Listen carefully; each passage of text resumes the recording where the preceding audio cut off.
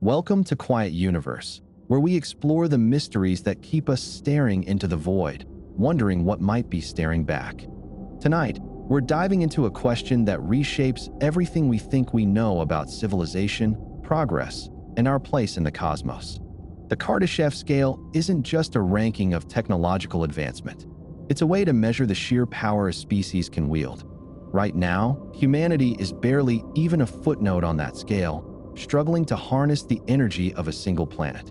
But what happens when a civilization doesn't just conquer its world or its star, but an entire galaxy? A Type 3 civilization wouldn't just use stars for power. They might rearrange them like stepping stones, build megastructures that dwarf solar systems, and manipulate the very forces of the universe itself. And if they exist, we should see signs of them. But we don't. Or at least, we don't think we do. Could they be hiding? Have they moved beyond physical reality?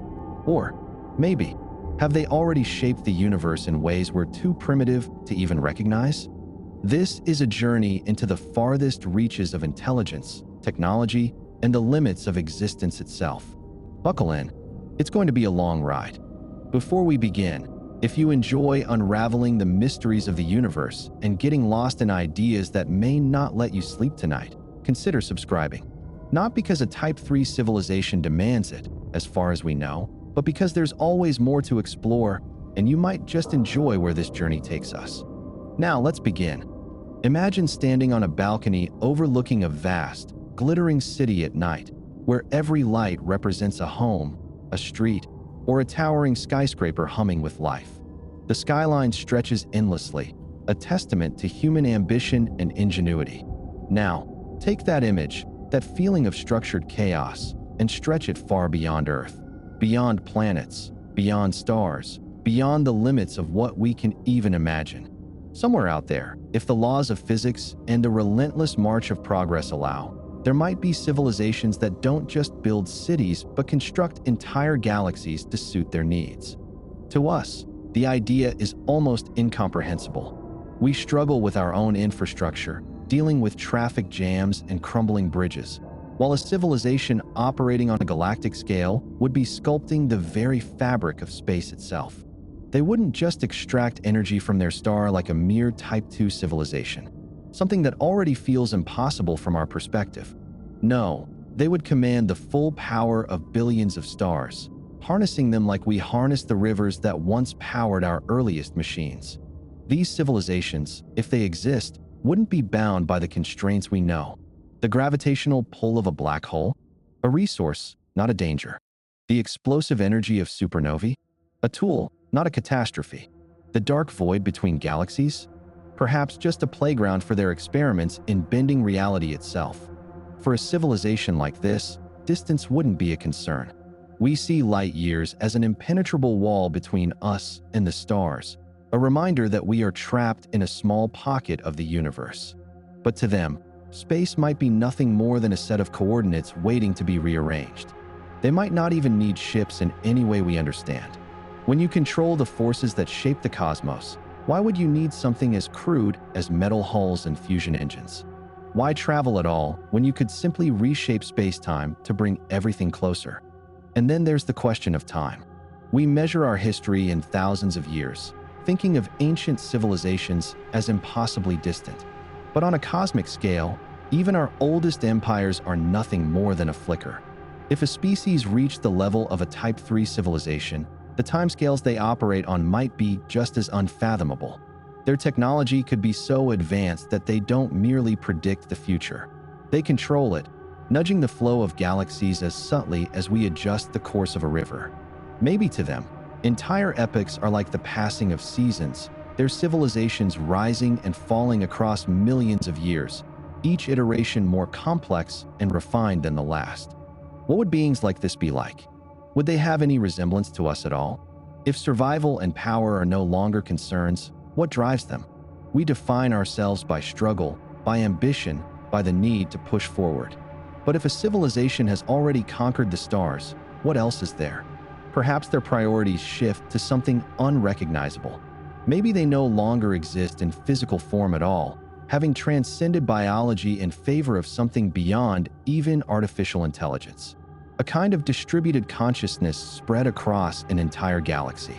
Or maybe they still build, still create, finding meaning and shaping the universe to their liking, like cosmic sculptors carving the structure of reality itself. And yet, for all our speculation, we see no evidence of them. No grand structures blotting out stars, no controlled supernovae lighting up the void in unmistakable patterns. Some argue that we simply aren't looking hard enough, that we mistake their works for natural cosmic phenomena. Others suggest something more unsettling, that civilizations this powerful don't advertise their existence, whether out of caution or some higher principle we can't begin to understand. And then there's the possibility that reaching this level is impossible, that no civilization can truly become a master of the cosmos before something, whether internal collapse, external threat, or the laws of physics themselves, stops them. But if they do exist, if somewhere in the vastness of the universe there are civilizations sculpting galaxies with the ease of city planners mapping out roads, then our perspective on everything changes. It means intelligence isn't just something fragile and temporary, doomed to flicker out in the cold darkness. It means the universe isn't just a place of chaos and entropy, but of creation, of possibility. And it means that, despite our smallness, we are part of something vast, something that, one day, we might understand. Imagine sitting in the dark with nothing but a candle to light your way. That's where humanity started. Small, fragile, dependent on whatever energy we could find. First, it was fire, then the muscle of animals, then the slow harnessing of wind and water. Eventually, we reached coal, oil, electricity, and nuclear power, each step pushing us further, making our world brighter, faster, and more connected. But where does it all lead? If we keep going, if we keep finding new ways to harness energy, what's the ultimate limit?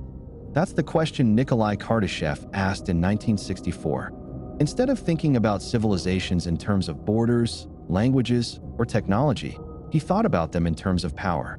Literal power, the ability to control energy. And from that, he created a scale. A civilization that can only use what's available on its home planet. Burning fuels, damming rivers, and capturing sunlight is just the first step, a Type 1. If it grows beyond that, mastering not just the resources of its world but the full power of its sun, it moves up to Type 2, no longer just surviving, but actively engineering entire planetary systems. Beyond that, there's Type 3, a civilization so advanced it doesn't just harness a single star, but an entire galaxy, bending billions of suns to its will. It's a simple concept, but it forces us to rethink everything. Right now, we don't even qualify as Type 1. We still burn fuels dug up from the ground, still fight over energy like it's a scarce resource, still struggle to power our growing world without tearing it apart in the process. A true Type 1 civilization wouldn't have these problems. It would be unified, capable of controlling planetary forces, redirecting hurricanes, preventing earthquakes, turning deserts into fertile land with ease. A Type 2 would go even further, building structures the size of solar systems, capturing every bit of energy their star produces, making things like planetary colonization and artificial worlds seem like minor projects. And Type 3? That's where things get almost unimaginable. They wouldn't just use energy, they would shape it, manipulating the forces that govern the cosmos itself. But the scale isn't just about what's possible. It's a way of measuring where we are and how far we have to go. Every challenge we face now, from energy shortages to climate change, is just a growing pain on the path to something bigger. If civilizations can survive long enough, if they don't destroy themselves before they learn to truly harness energy on a grand scale, then the universe isn't just a vast, empty place. It's a ladder, one that stretches beyond anything we know, waiting for someone to climb it. Think about how much the world has changed in just a few centuries. A person from the past would look at cities glowing at night, planes slicing through the sky, and satellites floating above the earth, and see nothing short of magic. But all of this, every towering building, every flickering screen, every whispered voice traveling across the world in an instant, is powered by energy. Now, take that same leap forward and imagine a civilization so advanced that entire galaxies are within its grasp, not as distant lights in the sky, but as resources, playgrounds, canvases to be shaped at will. A Type 3 civilization isn't just powerful, it operates on a scale that defies human intuition. The same way we harness rivers with dams, they could manipulate stars, extracting their energy with massive constructs, or even igniting new ones if needed. They wouldn't just explore the galaxy, they would reshape it, moving planets, dismantling worlds for raw materials, altering the orbits of stars as easily as we redirect water through pipes. Space, to them, would not be a vast and empty void but a structured, controlled environment, sculpted for their needs. To even begin to understand them, we have to stretch our minds beyond our own existence. Would they be biological creatures like us, or something else entirely? When you have access to the energy of billions of stars, bodies of flesh might be seen as fragile, outdated, unnecessary. They might have long abandoned organic life, evolving into machines, data, or consciousnesses that exist across networks spanning entire star systems. Time itself would no longer hold them back. They could slow it, bend it, find ways to bypass it altogether. A single thought for them could last as long as a human lifetime, calculated in a place where minds stretch across light years. But if such civilizations exist, where are they? Why haven't we seen them? A galactic-scale civilization should be obvious, their projects visible across the stars, their engineering efforts leaving undeniable marks on the structure of the cosmos. Yet, space remains silent. Either they are hiding, existing in ways beyond our ability to perceive, or perhaps there is something stopping civilizations from reaching this stage. Some unseen filter that keeps the universe quiet. Maybe the power they wield comes with consequences we cannot yet imagine, or maybe, to them, we are simply beneath notice, lost in the noise of a galaxy too vast for us to comprehend. A Type 3 civilization represents both a dream and a mystery. It is the ultimate goal of progress, the endpoint of evolution where energy, matter, and even reality itself are no longer limitations but tools. Whether such beings exist or not, they force us to ask a fundamental question about our own future. If we survive long enough, do we become them? Or are we destined to remain in the dark, looking up at the stars, wondering what it would be like to hold them in our hands? If civilizations capable of harnessing the energy of entire galaxies exist, then why don't we see them? It's a question that lingers at the edge of every hopeful glance at the stars. We assume that intelligence, once it emerges, is destined to expand, to push outward, to leave undeniable marks on the universe. A civilization that has reached the point where it can control stars, move planets, and extract power from black holes should be visible, unmistakable, something we couldn't possibly miss. And yet, the sky remains eerily quiet. Maybe the answer is simpler than we think. Maybe we're just looking in the wrong way. We expect to see vast megastructures, energy signatures so intense they light up entire galaxies. But what if the truly advanced don't leave behind the kind of mess we expect? A civilization that has mastered the laws of physics at a fundamental level might not need clunky, visible constructs. They could be operating in ways that are completely unrecognizable to us, hidden not out of secrecy, but because we don't even know what to look for. It's like an ant searching for evidence of the internet. It simply doesn't have the context to recognize what's right in front of it. Or maybe they are hiding, deliberately staying out of sight. If survival is the ultimate goal, then drawing attention on a galactic scale might not be the smartest move. What if the universe isn't empty, but silent because those who make noise don't last? A civilization that expands recklessly, broadcasting its existence to the cosmos, might be exposing itself to dangers beyond our comprehension. Rivals, predators, forces that wipe out those who grow too bold. Maybe the universe is full of watchers, civilizations that have seen the rise and fall of countless others and have chosen secrecy over destruction. Then there's the possibility that no one makes it that far. We assume technological advancement is an endless upward climb, but what if there's a limit, a wall that no one can pass? Something, whether it's self-destruction, natural cosmic threats, or the unavoidable reality of entropy, prevents civilizations from reaching the point where they become true masters of the galaxy. Maybe we're looking for something that has never existed, because no one survives long enough to reach it.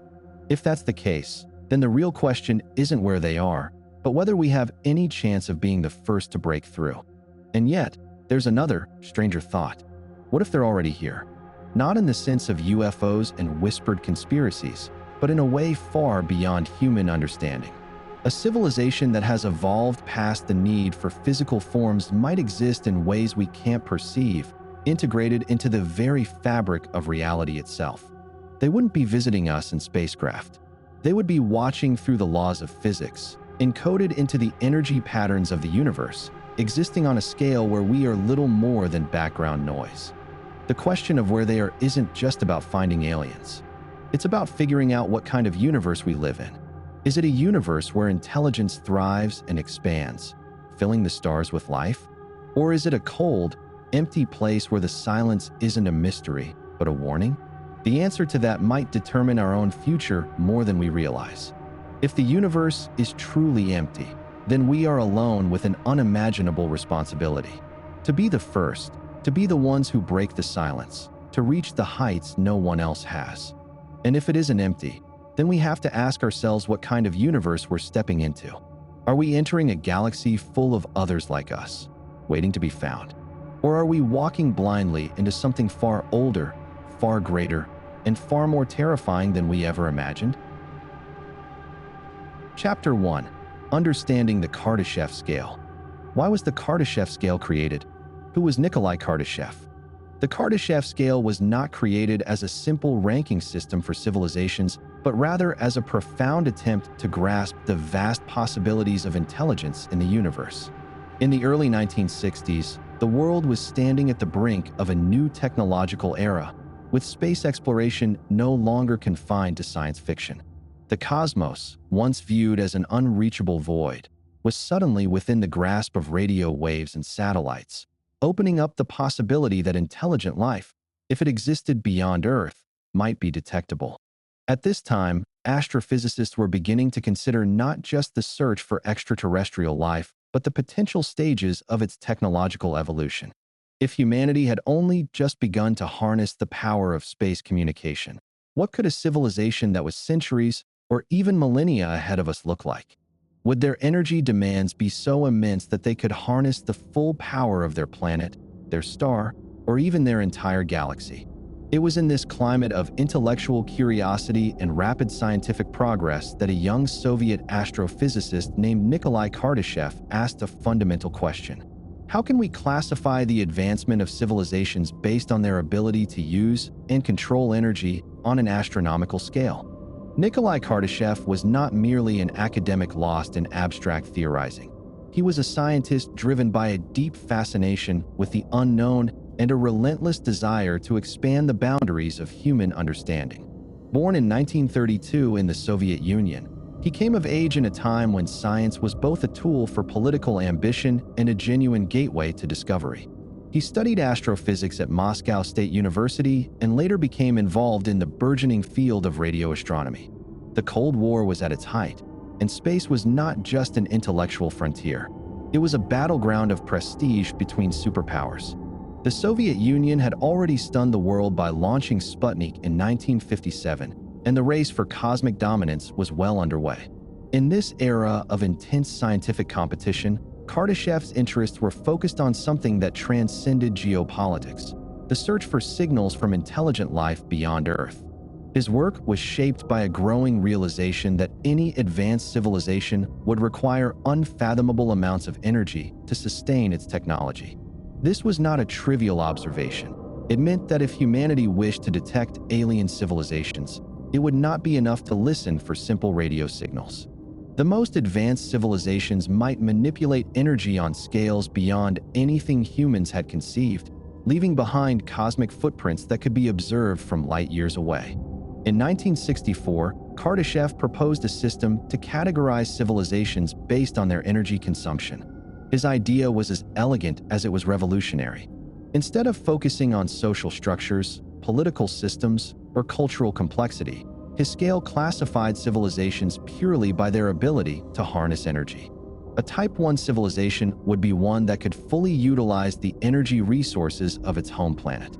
A Type 2 civilization would take the next step and harness the energy output of its entire star, possibly by constructing a massive structure like a Dyson sphere to capture its full radiance. A Type 3 civilization, the most advanced on the original scale, would expand even further, controlling the energy of an entire galaxy. This framework was staggering in its implications. It suggested that if extraterrestrial civilizations existed, they might operate on levels of power so immense that their technological artifacts could be detected across interstellar distances. Kardashev was not merely speculating. He actively searched for signs of such civilizations. He was particularly intrigued by CTA-102, a mysterious radio source that he initially thought might be evidence of an advanced alien society. Though it was later identified as a quasar, his willingness to consider extraordinary possibilities showed a boldness of thought that few scientists possessed. Kardashev Scale was more than just a theoretical exercise. It forced humanity to confront its own position in the grand cosmic hierarchy. By his classification, Earth did not even qualify as a Type 1 civilization. We were, and still are, far from fully harnessing the energy of our own planet. This realization put into perspective the vast technological leaps that lay ahead. If humanity ever wished to become an interstellar species, it would need to climb this ladder of energy mastery, progressing from fossil fuels and renewables to planetary scale engineering, then to stellar and galactic manipulation. The Kardashev scale thus became a kind of roadmap for the future, a way of measuring how far we had come and how much further we had to go. It also raised deep philosophical questions. Would a civilization that reached Type 2 or Type 3 levels still resemble anything we recognize as life? Would they still have individual consciousness, or would they have merged with their technology, becoming something beyond human comprehension? Kardashev's work suggested that if we ever encountered such civilizations, they might not communicate through simple radio signals, but through massive energy emissions that could reshape entire solar systems. Even though Kardashev Scale was conceived in the 1960s, its relevance has only grown over time. Modern extensions of the scale have introduced ideas such as Type 4 civilizations, which could harness the energy of an entire universe, and Type 5, which might manipulate multiple universes. Some theorists have even proposed a Type Omega civilization, one capable of rewriting the very laws of physics themselves. Kardashev himself remained engaged with these ideas throughout his life, continuing to explore the limits of what might be possible. His work bridged the gap between astrophysics and speculative futurism, pushing humanity to think beyond its immediate limitations. He lived long enough to see his ideas influence generations of scientists and science fiction writers alike, and when he passed away in 2019, his legacy remained firmly intact. The Kardashev scale is not just a measure of alien civilizations. It is a mirror held up to humanity, reflecting both our potential and our limitations. It is a challenge, an invitation to imagine what might lie ahead if we dare to push the boundaries of our knowledge. Kardashev did not create it simply to classify others. He created it as a way to remind us of what we could become. The Kardashev scale unfolds like a map of distant possibilities, each classification representing a threshold that few minds can fully grasp. It is not simply a list of categories, but a way of imagining how intelligent life might shape its environment as it advances through the long arc of time. The journey begins with Type 1, an idea that seems deceptively close yet remains far beyond humanity's reach. A Type 1 civilization would have complete mastery over the energy resources of its home planet, harnessing the full output of winds, oceans, sunlight, and every natural force that the planet offers. Such a civilization would not merely consume energy. It would orchestrate it, bending the rhythms of nature to serve its needs without plunging into destruction. To live in a Type 1 world would be to inhabit a place where cities glimmer with limitless power, where deserts bloom under artificial rains, and where the entire climate system might be delicately tuned to maintain balance. The planet itself would pulse with human will, but this vision is still distant. For all of its technological strides, humanity remains only a flicker of what such a civilization could become, scraping at the edges of its own potential. Beyond this first step lies Type 2, a level so far removed from present reality that it begins to feel like something pulled from the depths of myth. A Type 2 civilization would rise above the limitations of its planet, drawing energy directly from its star. This would require engineering on scales that border on the unimaginable, constructing colossal megastructures like Dyson Spheres to encase the star and siphon off its radiance. Such a civilization would have left behind the fragile equilibrium of planetary life, wielding power measured not in terawatts, but in entire stellar outputs. To glimpse a Type 2 society from afar would be to see a star itself dimmed, its light filtered through vast artificial shells. This kind of civilization would no longer be bound by the slow rhythms of natural evolution. It would rewrite the fate of entire solar systems, reshaping planets and moons as raw materials for its own designs. There is something both awe-inspiring and unsettling in this vision. A reminder that technological mastery might not only elevate life, but also strip away the familiar features of nature itself. Type 3 stretches the imagination even further, reaching out to the scale of galaxies.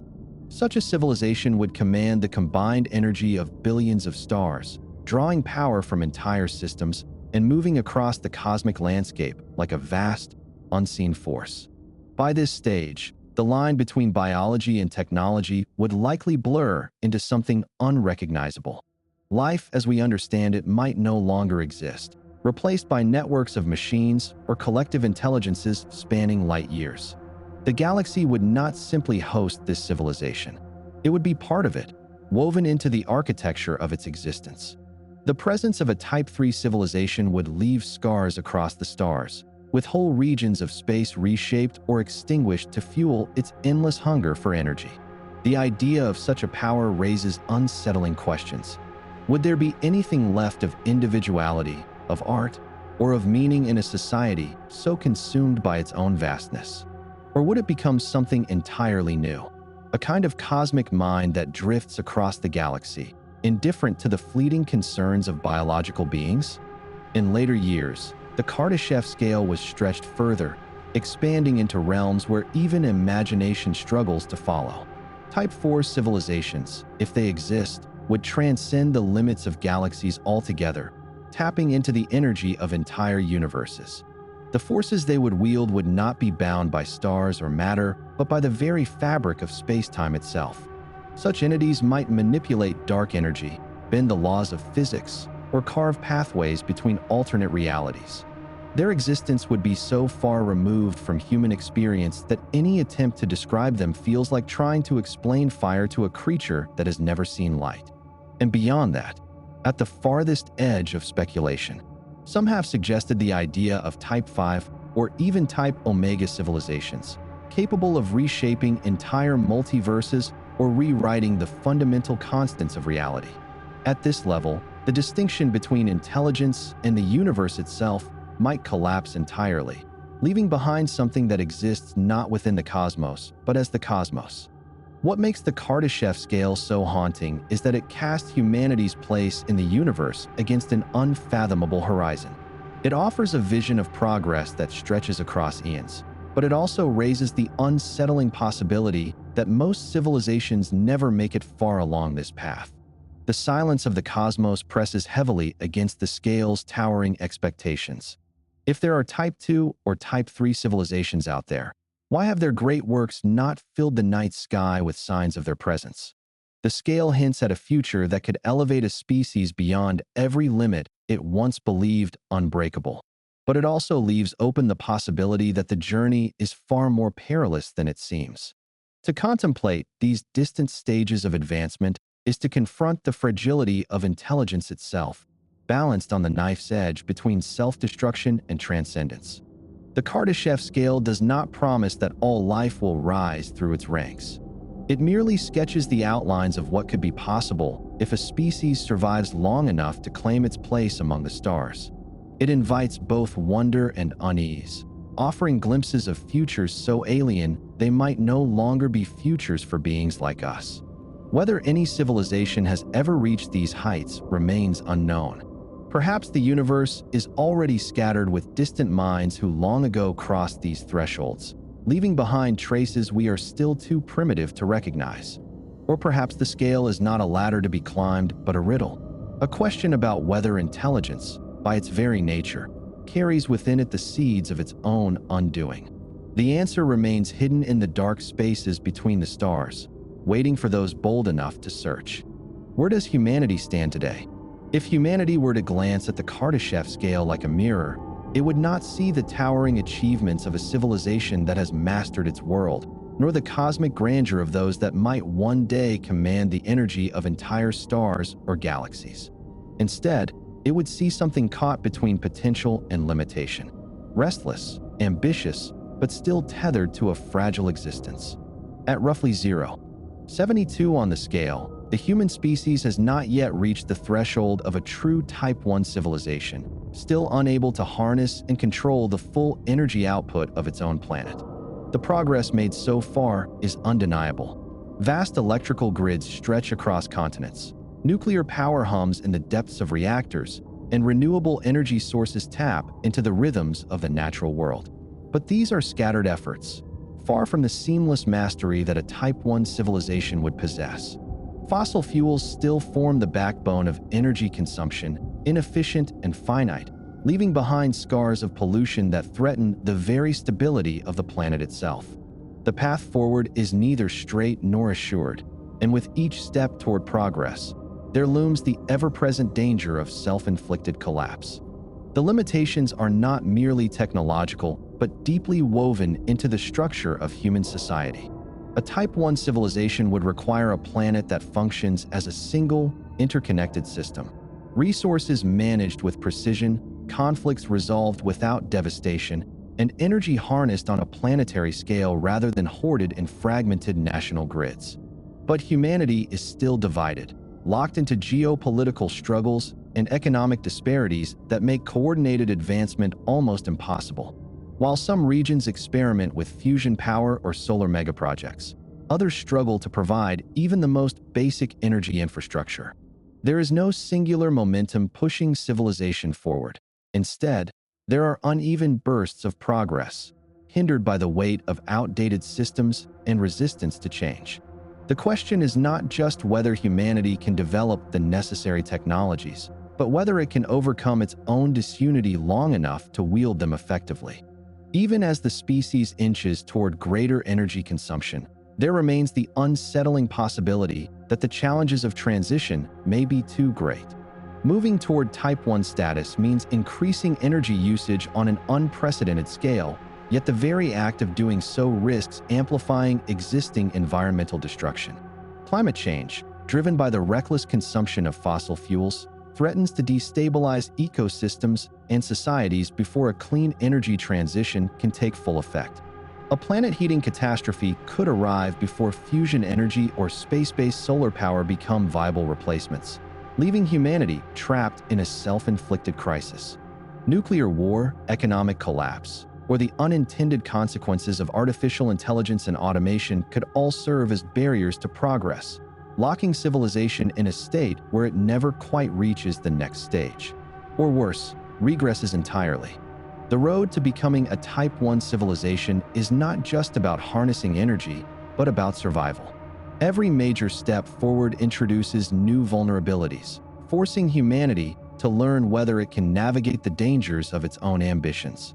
If it succeeds, the world of the future may look unrecognizably advanced. Seas controlled to prevent storms, deserts transformed into energy farms, entire cities powered by the ceaseless glow of an artificial sun. But there is no guarantee that the species will reach that future. If history is any indication, progress does not come without struggle, and the next century may determine whether humanity ascends toward planetary mastery or succumbs to the weight of its own limitations. The stars remain distant, and for now, the planet is still a battleground between what is and what could be. Could we even reach Type 1 or 2? The idea of reaching Type 1 or even Type 2 civilization status lingers somewhere between ambition and uncertainty. On paper, the trajectory seems clear. Continue advancing technology, increase energy consumption, master planetary resources, and eventually extend beyond Earth's boundaries to tap into the energy of the sun itself. But reality is not so simple. Progress is not a straight climb upward, but a fragile balancing act. where every step forward introduces new risks that could send everything spiraling backward. The road to a planetary scale civilization is filled with obstacles, not just in engineering, but in the nature of humanity itself. The forces that drive advancement, curiosity, ambition, and ingenuity, are countered by others just as powerful, like short-sightedness, division, and self-destruction. The question is not only whether humanity can develop the necessary technology, but whether it can navigate its own flaws long enough to survive the transition. Reaching Type 1 requires harnessing all the available energy on Earth without tipping the delicate systems of the planet into chaos. In theory, this could mean breakthroughs in fusion power, massive solar farms stretching across deserts, and a global infrastructure that efficiently manages energy without waste or conflict. But even as technology advances, there is no guarantee that humanity will coordinate its efforts on the necessary scale. The world remains fractured. Competing nations, economic disparities, and political struggles all pull in different directions, slowing what should be an inevitable march forward. The very energy needed to fuel this transition is still extracted from fossil fuels, which, if used irresponsibly, could destabilize the planet long before the switch to clean, limitless power is complete. The balance is precarious, developed too slowly, and civilization may stagnate before reaching Type 1. Developed too recklessly, and it may not survive the attempt. Even if the hurdles of Type 1 are overcome, Type 2 remains an entirely different beast. A civilization capable of using the full energy of its star is not just a more advanced version of what exists today. It is something unrecognizably different. Such a leap would require structures beyond anything the human mind has ever built. Dyson Spheres, or swarms of satellites designed to capture and store solar energy on an astronomical scale. To even begin such a project, humanity would first need to become a multi-planetary species, mining resources from asteroids, constructing massive stations in space, and coordinating efforts across vast distances. The sheer scale of such an undertaking makes it difficult to imagine, not because the physics are impossible, but because civilization itself may not have the stability or longevity to attempt something so grand. Technological civilizations have never been tested over spans of thousands or millions of years. The modern world, with all its achievements, is still just a few centuries old, barely a flicker compared to the time frames needed to ascend beyond a planetary existence. The silence of the cosmos raises troubling questions. If Type 2 civilizations were common, the night sky should be filled with evidence of their works. Stars encased in megastructures, entire systems reshaped by their presence. But the universe remains quiet. This absence could mean that the transition to Type 2 is far more difficult than imagined, or that civilizations capable of reaching such heights rarely survive long enough to do so. Perhaps the hurdles of energy mastery, planetary stability, or unforeseen existential threats prove too great. Maybe intelligence, by its very nature, contains the seeds of its own undoing. Or perhaps, somewhere out in the void, those who have reached Type 2 exist in ways that are impossible for a species like humanity to recognize. The possibility of reaching these heights is not closed, but neither is it guaranteed. The road ahead is uncertain, and the greatest threats may not come from the outside, but from within. Humanity stands at a crossroads, where the choices made in the coming centuries will determine whether it steps forward or fades into the quiet that seems to have claimed so many others before. The universe does not offer answers, only the space to try. Chapter 2. Defining a Type 3 civilization. How much energy would a Type 3 civilization need? A civilization that reaches Type 3 status is no longer bound by the energy constraints of a single planet or even a single star. It would operate on a scale that is almost incomprehensible by modern human standards, wielding power that approaches the output of an entire galaxy. To put it into perspective, such a civilization would need energy levels around 1036 watts, something so vast that it dwarfs anything humanity has ever conceived. Every star, every gas cloud, every superheated disk of matter spiraling into a black hole within its galactic domain would be a potential power source, all systematically harvested, stored, and distributed to sustain whatever existence such a civilization has shaped for itself. At this point, energy is no longer a struggle. It is an ocean, vast and endless, controlled with a precision that defies the limits of biology and technology as they are currently understood. Harnessing such power would require something far beyond simple solar panels or fusion reactors. It would mean complete dominion over stellar life cycles, perhaps dismantling stars to extract their fuel or constructing Dyson spheres on a galactic scale. If a Type 2 civilization could encase its own sun, a Type 3 would have the means to do this across thousands or millions of systems, constructing megastructures so enormous that they would reshape the very architecture of their galaxy. They might capture the energy released from supernovae or extract power from the event horizons of black holes, using methods that to a lesser species might appear indistinguishable from magic. The matter within entire planetary systems could be stripped down and repurposed purely to sustain their growing energy needs, leaving behind only the skeletal remains of what were once stars and worlds. The nature of such a civilization is impossible to predict with certainty.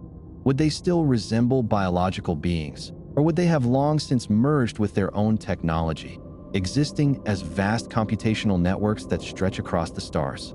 Would their hunger for energy be driven by necessity, or would they seek it for something even more elusive? A means to manipulate time, to transcend physical form, to construct artificial realities so complex that they rival the fundamental fabric of the universe itself? The mere fact that they could harness energy on this scale means that their civilization would no longer be confined to conventional limitations. If they desired, they could move entire planets like chess pieces, reshape nebulae into artificial habitats, or construct machines that function on the level of fundamental physics, altering reality in ways that lesser beings could not even perceive. The fact that humanity sees no clear evidence of such civilizations raises troubling possibilities. Either the obstacles to reaching Type 3 status are so immense that even the most advanced societies rarely succeed, or those that do exist have ways of remaining hidden, operating on scales or in dimensions that primitive species would never detect. If such civilizations exist, they may have evolved beyond anything recognizable. Their energy demands fueling ambitions that are incomprehensible to a species that still struggles to master its own planet. The laws of the universe do not forbid such power, but whether anyone has truly grasped it remains an open question, lost in the silence between the stars. A civilization capable of reaching Type 3 status would not merely collect energy. It would sculpt the very structure of its galaxy, bending celestial bodies to its will with technology so advanced that it borders on the divine. The mere act of harnessing power would no longer be limited to capturing sunlight or burning fuel. Instead, it would involve the engineering of entire star systems, the dismantling of celestial giants, and the manipulation of the most violent forces in the universe. To command the energy of a galaxy, a civilization would need to master methods that today seem like the realm of speculation, but in the vast stretches of time ahead, they may become inevitabilities. Dyson Spheres, once considered little more than a thought experiment, would be the bare minimum for such an advanced society. A Type 2 civilization might build one around its home star, enclosing it in a vast shell or a swarm of energy-collecting satellites. But a Type 3 would take this concept and expand it to an unfathomable degree. Every star within its reach would be enveloped in structures designed to capture nearly every bit of radiation emitted, stripping their systems of raw power to feed the insatiable hunger of an empire that spans across light years. The surfaces of these constructs, whether they be rigid spheres or vast swarms of orbiting collectors, would glow with the light of a stolen star, artificial megastructures transforming the night sky into a network of silent, glowing monoliths. These would be more than mere power plants. They would be the beating hearts of a civilization that has surpassed the limits of planetary existence, thriving in the deep void between worlds. For those unwilling to merely collect what a star gives freely, there is the method of star lifting, an approach far more aggressive, where a civilization does not wait for a star to burn through its fuel naturally, but instead reaches in and takes what it needs. By using massive electromagnetic fields, gravitational manipulation, or focused beams of radiation. The outer layers of a star could be siphoned away, harvesting hydrogen and helium to fuel fusion reactors or transport energy across interstellar distances. Instead of allowing a star to burn for billions of years at its own pace, it could be systematically drained, its lifespan controlled and extended at the whims of those who wield such power. The raw material gathered from these operations could be used to construct artificial stars, fuel distant colonies, or even be converted into matter-antimatter energy sources with efficiency beyond anything currently imaginable. But even the combined power of countless stars might not be enough for a civilization that has grown beyond any limits of scale.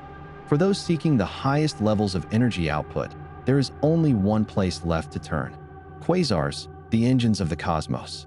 These colossal beacons are powered by supermassive black holes at the hearts of galaxies, devouring matter at an unimaginable rate and unleashing torrents of radiation that outshine entire galaxies. To a Type 3 civilization, a quasar is not an untamed inferno but a machine waiting to be harnessed. Vast megastructures could be built to extract energy directly from the accretion disk, converting the chaotic storms of superheated plasma into usable power. They might tap into the Penrose process, extracting rotational energy from the very fabric of a spinning black hole, or manipulate magnetic fields to siphon energy from jets of high-energy particles streaming from the event horizon. With such control over the universe's most extreme forces, a civilization would have no need for scarcity. It would wield energy at a scale where the construction of artificial planets, the movement of entire solar systems, or even the manipulation of the fundamental structure of space-time itself would no longer be beyond reach. But whether a civilization that attains such power would still resemble anything familiar, or if it would evolve into something unrecognizably vast and complex, is a question left to the silence of the universe, where no known hand has yet been seen grasping the power of the stars. A civilization that has reached the level of controlling an entire galaxy would not be satisfied with merely harvesting the energy of stars. Instead, it would turn to the most extreme objects in existence: black holes. These cosmic voids, where gravity reigns supreme and the known laws of physics bend toward oblivion, are not merely destructive forces. They are power sources unlike any other. A Type 3 civilization would see them not as mysteries but as engines, and with the right understanding, they could be turned into colossal generators capable of fueling entire empires. The most immediate and obvious source of energy around a black hole is its accretion disk. As matter spirals inward, pulled relentlessly toward the event horizon, it is compressed and heated to unimaginable temperatures.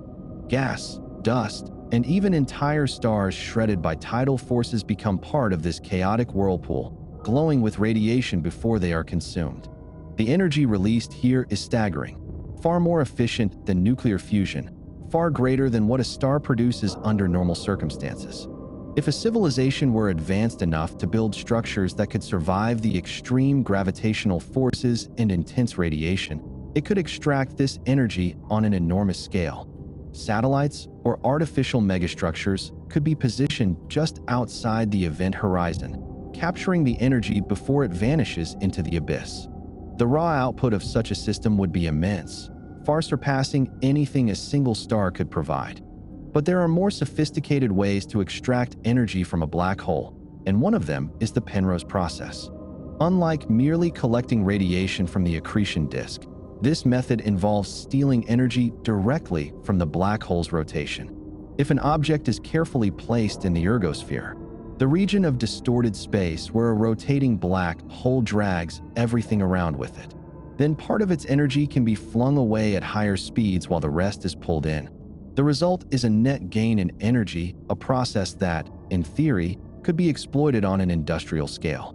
If a civilization were advanced enough, it could use this method to create vast energy farms around rapidly spinning black holes, extracting rotational energy in a controlled and efficient way.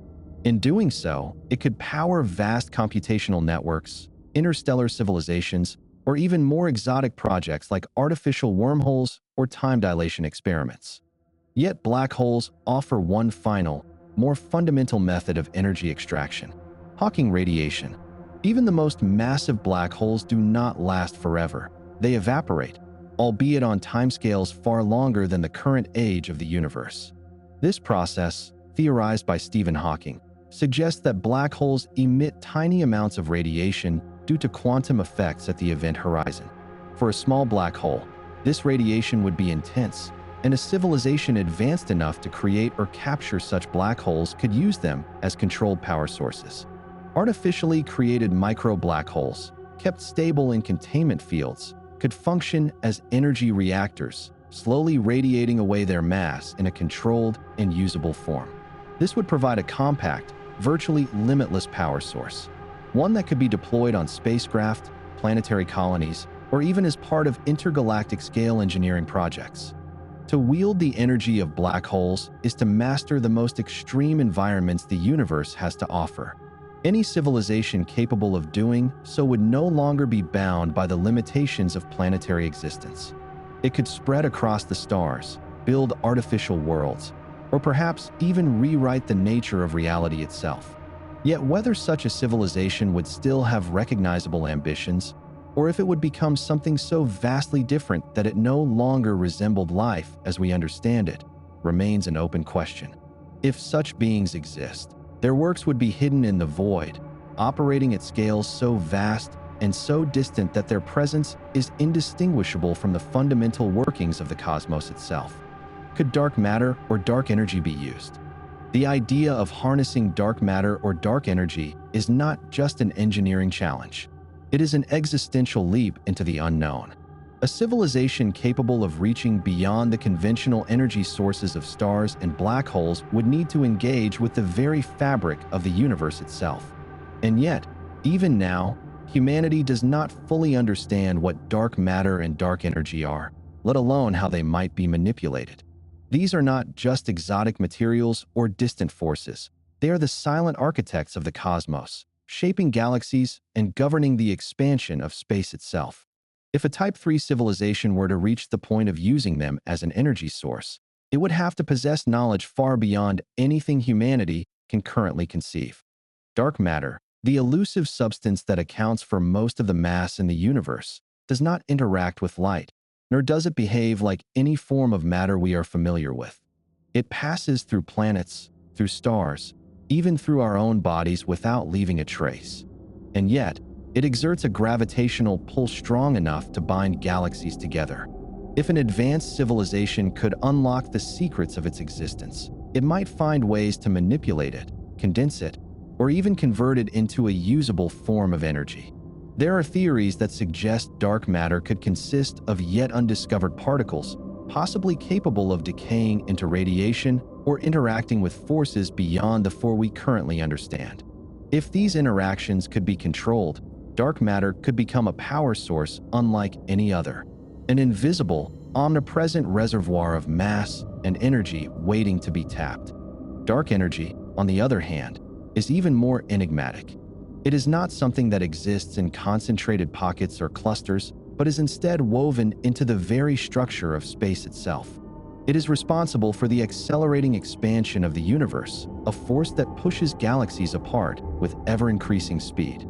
The energy embedded in this process is staggering, but it is not something that can be accessed in the way one might tap into a star or even a black hole. To use dark energy as a power source, a civilization would need to find a way to manipulate the underlying framework of reality, to control the expansion of space itself.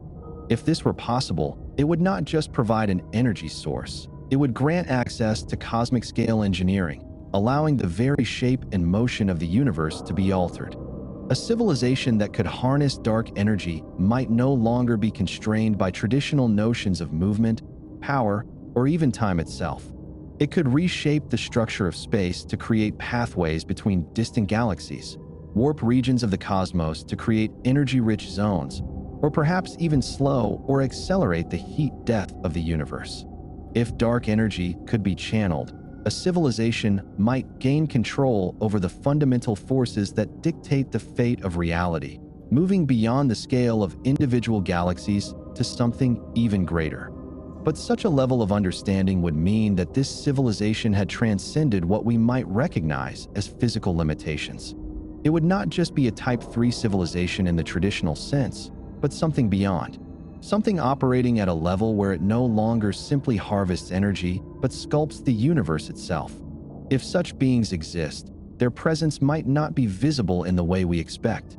They would not build Dyson spheres or extract energy from black holes in ways we could detect. They would leave behind no waste heat, no grand megastructures, nothing that looks like an engineered galaxy. Instead, their influence would be written into the expansion of space, the movement of dark matter, and the quiet shifts in the cosmic web itself. Subtle changes that, from our perspective, might be indistinguishable from the natural order of the universe. Would they even need an economy, or is energy limitless? If a civilization reaches the point where it commands the energy of an entire galaxy, the very concept of an economy might become something unrecognizable. On Earth, economies are built on scarcity of resources, of energy, of time. The need to allocate limited goods and services creates markets, currencies, and systems of trade. But a Type 3 civilization, one that has mastered stellar and planetary scale engineering, would be operating on a level where energy is not just abundant. It is functionally limitless. In such a scenario, traditional economic structures may dissolve, replaced by something else entirely. With entire stars dismantled for their raw materials, with energy harnessed from black holes and the fabric of space itself, the question of supply and demand ceases to have meaning in the way it does for human civilization. What purpose does currency serve when a single constructed megastructure can supply the power needs of 1 trillion worlds? What need is there for ownership when matter can be manipulated at will, when automation and self-replicating systems can construct anything imagined? There would be no scarcity of raw materials, no limitation on production. The constraints that once shaped economies, work, labor, competition, would no longer exist in the same form. But even in a world of limitless energy, choices must be made. Not all projects are equal, and not all endeavors are worth pursuing. A Type 3 civilization might still have to determine how to allocate its vast resources, not in terms of survival, but in terms of purpose. The question is no longer about how to obtain food or build shelter, but rather what to create when everything is possible. Does it focus on expansion, spreading across the galaxy to harness even more energy? Does it turn inward, constructing virtual realities so complex that entire simulated universes exist within them? Does it attempt to unravel the mysteries of dark energy and time itself, bending the laws of physics to its will? Perhaps their economy is not based on material wealth, but on something else: knowledge, influence, the control of reality itself. Even in a civilization where no one needs to work, where technology can automate anything, there may still be desires, ambitions, conflicts over the direction of the future. If energy is no longer a limiting factor, then the greatest resource might be something even more intangible: ideas, control over the direction of a galactic society, the pursuit of higher states of existence. And yet, there is another possibility. A civilization that reaches this level may no longer be concerned with economics at all, in any form that resembles what we understand. If its members have fused with their machines, if they exist in a post-biological state, they might no longer think in terms of trade or scarcity, but in terms of self-directed evolution. They may not be civilizations in the way we define them, but something more like an interconnected intelligence spread across the stars, directing its energy toward unlocking the deepest secrets of the universe. In that case, there is no economy, no market, no transaction, just the boundless expansion of knowledge and control. Chapter 3: Technological Capabilities. How do they travel? A civilization advanced enough to send its machines or people across the stars would have to think beyond conventional engines and chemical propulsion. The distances between worlds are not just vast, but nearly incomprehensible, stretching so far that even light itself, the fastest thing in the universe, takes years, centuries, or even millennia to reach distant places. Traveling between the stars is not simply a matter of moving faster. It's a question of bending reality itself, reshaping the fundamental constraints that have always dictated movement. One approach doesn't involve biological travelers at all. Von Neumann probes, machines designed to replicate themselves using available resources, could spread like seeds across the cosmos. A single probe, landing on a suitable planet or asteroid, could mine materials, construct copies of itself, and launch them outward in all directions.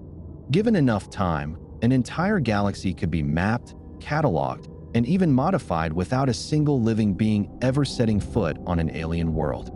The idea is both thrilling and unsettling.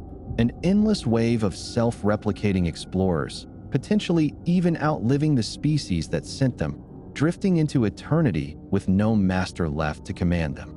But perhaps machines alone are not enough. Perhaps something more is needed, something that does not merely scatter and expand, but allows sentient beings to step beyond the limitations of distance. The Alcubierre drive, a concept that seems to brush against the very fabric of possibility, does not move a ship through space in the traditional sense. Instead, it warps the space around it. By compressing space in front of a vessel and expanding it behind, the ship itself remains in a kind of bubble, untouched by the normal rules of relativity. Within this bubble, no laws are broken. No impossible speeds are reached. Yet from the outside, it would seem as if the ship is moving faster than light itself. The very idea of such a technology invites questions. Could it ever be stabilized? Could energy requirements be met? And even if it were built, what would it feel like to ride inside such a machine, watching the universe distort around you as you slip past the barriers that once seemed absolute? Then, there is the possibility of taking a different path altogether, not moving through space, but stepping around it. A wormhole, if one could ever be stabilized, would be less a means of travel and more an opening, a hole punched through reality itself, connecting two distant points as if they were merely adjacent doorways. The traveler would step through and emerge somewhere else, as if distance had never been a factor to begin with. But wormholes are not simple tunnels. They are fragile, unpredictable, and prone to collapse. They may require exotic forms of matter to remain open, the kind of physics that borders on the speculative and the unreal. And yet, if they could be used, they would redefine not just travel, but the very nature of existence itself. A civilization capable of harnessing wormholes would not just reach the stars. It would exist across them simultaneously, its people no longer bound by the concept of distance in any meaningful way. Each of these possibilities carries a weight to it, a sense of both wonder and danger. The universe does not offer easy paths, and each technological leap comes with consequences. A self-replicating probe could one day see its creators as irrelevant. A warp bubble could distort more than just space, perhaps even time itself. A wormhole could be a door, but what if it opens to something no one intended? The dream of interstellar travel is one of reaching outward, of escaping the smallness of a single world, but the farther one ventures, the greater the unknown becomes. Could they manipulate or create wormholes? A civilization advanced enough to send its machines or people across the stars would have to think beyond conventional engines and chemical propulsion. The distances between worlds are not just vast, but nearly incomprehensible, stretching so far that even light itself, the fastest thing in the universe, takes years, centuries, or even millennia to reach distant places. Traveling between the stars is not simply a matter of moving faster. It's a question of bending reality itself, reshaping the fundamental constraints that have always dictated movement. One approach doesn't involve biological travelers at all. Von Neumann probes, machines designed to replicate themselves using available resources, could spread like seeds across the cosmos. A single probe, landing on a suitable planet or asteroid, could mine materials, construct copies of itself, and launch them outward in all directions. Given enough time, an entire galaxy could be mapped, cataloged, and even modified without a single living being ever setting foot on an alien world. The idea is both thrilling and unsettling. An endless wave of self-replicating explorers, potentially even outliving the species that sent them, drifting into eternity with no master left to command them. But perhaps machines alone are not enough. Perhaps something more is needed, something that does not merely scatter and expand, but allows sentient beings to step beyond the limitations of distance. The Alcubierre drive, a concept that seems to brush against the very fabric of possibility, does not move a ship through space in the traditional sense. Instead, it warps the space around it. By compressing space in front of a vessel and expanding it behind, the ship itself remains in a kind of bubble, untouched by the normal rules of relativity. Within this bubble, no laws are broken. No impossible speeds are reached. Yet from the outside, it would seem as if the ship is moving faster than light itself. The very idea of such a technology invites questions. Could it ever be stabilized? Could energy requirements be met? And even if it were built, what would it feel like to ride inside such a machine, watching the universe distort around you as you slip past the barriers that once seemed absolute? Then, there is the possibility of taking a different path altogether, not moving through space, but stepping around it. A wormhole, if one could ever be stabilized, would be less a means of travel and more an opening, a hole punched through reality itself, connecting two distant points as if they were merely adjacent doorways. The traveler would step through and emerge somewhere else, as if distance had never been a factor to begin with. But wormholes are not simple tunnels. They are fragile, unpredictable, and prone to collapse. They may require exotic forms of matter to remain open, the kind of physics that borders on the speculative and the unreal. And yet, if they could be used, they would redefine not just travel, but the very nature of existence itself. A civilization capable of harnessing wormholes would not just reach the stars. It would exist across them simultaneously, its people no longer bound by the concept of distance in any meaningful way. Each of these possibilities carries a weight to it, a sense of both wonder and danger. The universe does not offer easy paths, and each technological leap comes with consequences. A self-replicating probe could one day see its creators as irrelevant. A warp bubble could distort more than just space, perhaps even time itself. A wormhole could be a door, but what if it opens to something no one intended? The dream of interstellar travel is one of reaching outward, of escaping the smallness of a single world, but the farther one ventures, the greater the unknown becomes. Altering a world to make it habitable is not simply a question of technology. It is a battle against time itself. Planets are not designed for human life. They form under the chaos of gravity, pressure, and cosmic debris, indifferent to what fragile beings might one day try to call them home. To terraform a place is to force it to change, to rewrite its atmosphere, adjust its temperature, and coax a dead or hostile landscape into something familiar. But familiarity does not come easily. A barren world does not simply accept the introduction of life. It resists, slipping back into its natural state at every opportunity. Thick clouds of carbon dioxide would need to be broken apart, oxygen carefully seeded, and temperatures held in balance. The process could take centuries, even millennia, with the constant risk of failure. A slow struggle against forces that have existed for billions of years.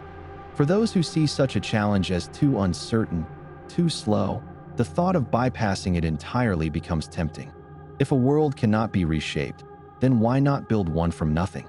A manufactured planet would not require compromise. There would be no need to fight against crushing gravity, toxic air, or temperatures that freeze or burn.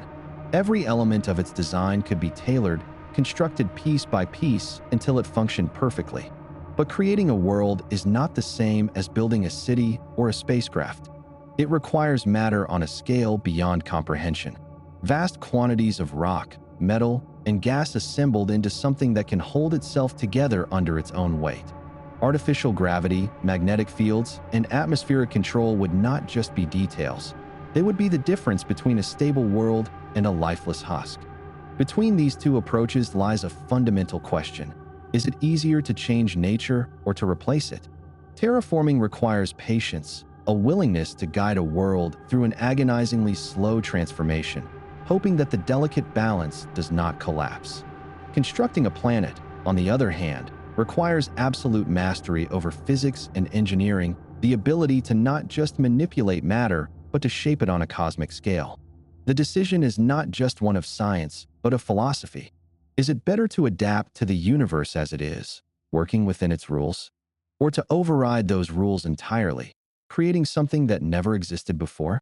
The answer, if one exists at all, may depend on the civilization asking the question. A star is not meant to move. It drifts, yes, carried along by the slow, swirling currents of the galaxy, but it does not choose its course. The idea of shifting something so massive, something that holds entire planetary systems in its grasp, seems almost absurd. And yet, for a civilization advanced enough, patience and engineering could turn the impossible into something deliberate. A Shkadov thruster is not a machine in the conventional sense. It is an idea that stretches beyond the limits of what propulsion has ever meant. Instead of engines or rockets, it relies on the very thing that makes a star shine: light. A vast, reflective structure, possibly the size of a planetary orbit, would be placed near a star, angled so that it redirects a portion of the star's own radiation in a single direction. This gentle but constant pressure, the same principle that causes a comet's tail to stream away from the sun, would, over time, push against the star itself.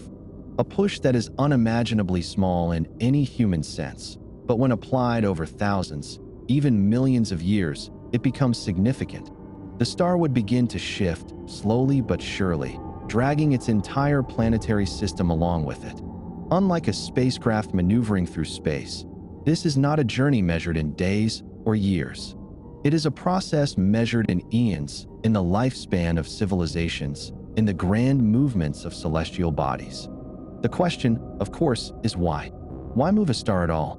The most obvious reason is survival. The galaxy is not a stable place.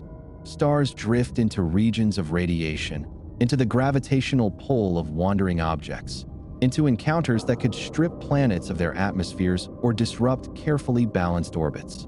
A civilization with the foresight to see such dangers centuries or millennia ahead might decide that waiting for disaster is not an option.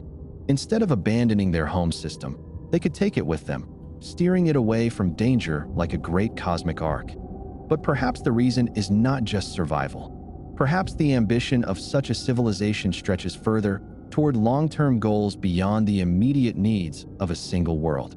The ability to move stars means the ability to reshape the very structure of the galaxy itself, to position entire systems into new patterns, to form artificial clusters where once there was only empty void.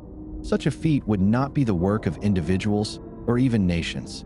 It would be the work of a species that no longer saw itself as a passive resident of the universe, but as an architect of it.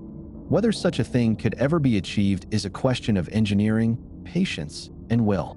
But if it ever were, it would mean a civilization had reached a point where even the stars themselves were no longer beyond their reach. Could they alter fundamental laws of physics? The universe operates under rules that seem absolute. Gravity pulls, time flows in one direction, and the speed of light remains an impassable limit. These laws are not arbitrary. They are the framework upon which everything exists. To alter them would not be like tweaking the mechanics of a machine or reprogramming a system. It would mean reshaping the very foundation of reality itself. For any civilization, no matter how advanced, the question is not just whether such a feat is possible, but whether it is even conceivable. Understanding a law is one thing. Manipulating it is another. Humanity has already bent the rules in small ways. Controlling electromagnetism, warping space-time through massive gravitational forces, coaxing energy from the atomic structure of matter. But these are not changes to the laws themselves. They are merely ways of working within them. True alteration would mean something else entirely. What if gravity could be adjusted at will, making planets weightless or stars collapse on command? What if time could be rewritten, made to flow backward, slow down, or split into different strands? What if the very constants that define the fabric of the universe could be rewritten, shifting the balance between forces, changing the nature of matter itself? The scale of power required is almost beyond comprehension. If the universe behaves as modern physics suggests, these laws are not just local rules. They are woven into the structure of space-time itself. Changing them in one place might mean changing them everywhere, rewriting the conditions that allow atoms to exist, that allow stars to burn, that allow thought itself to emerge. A civilization capable of doing such a thing would no longer be bound by the reality that shaped it.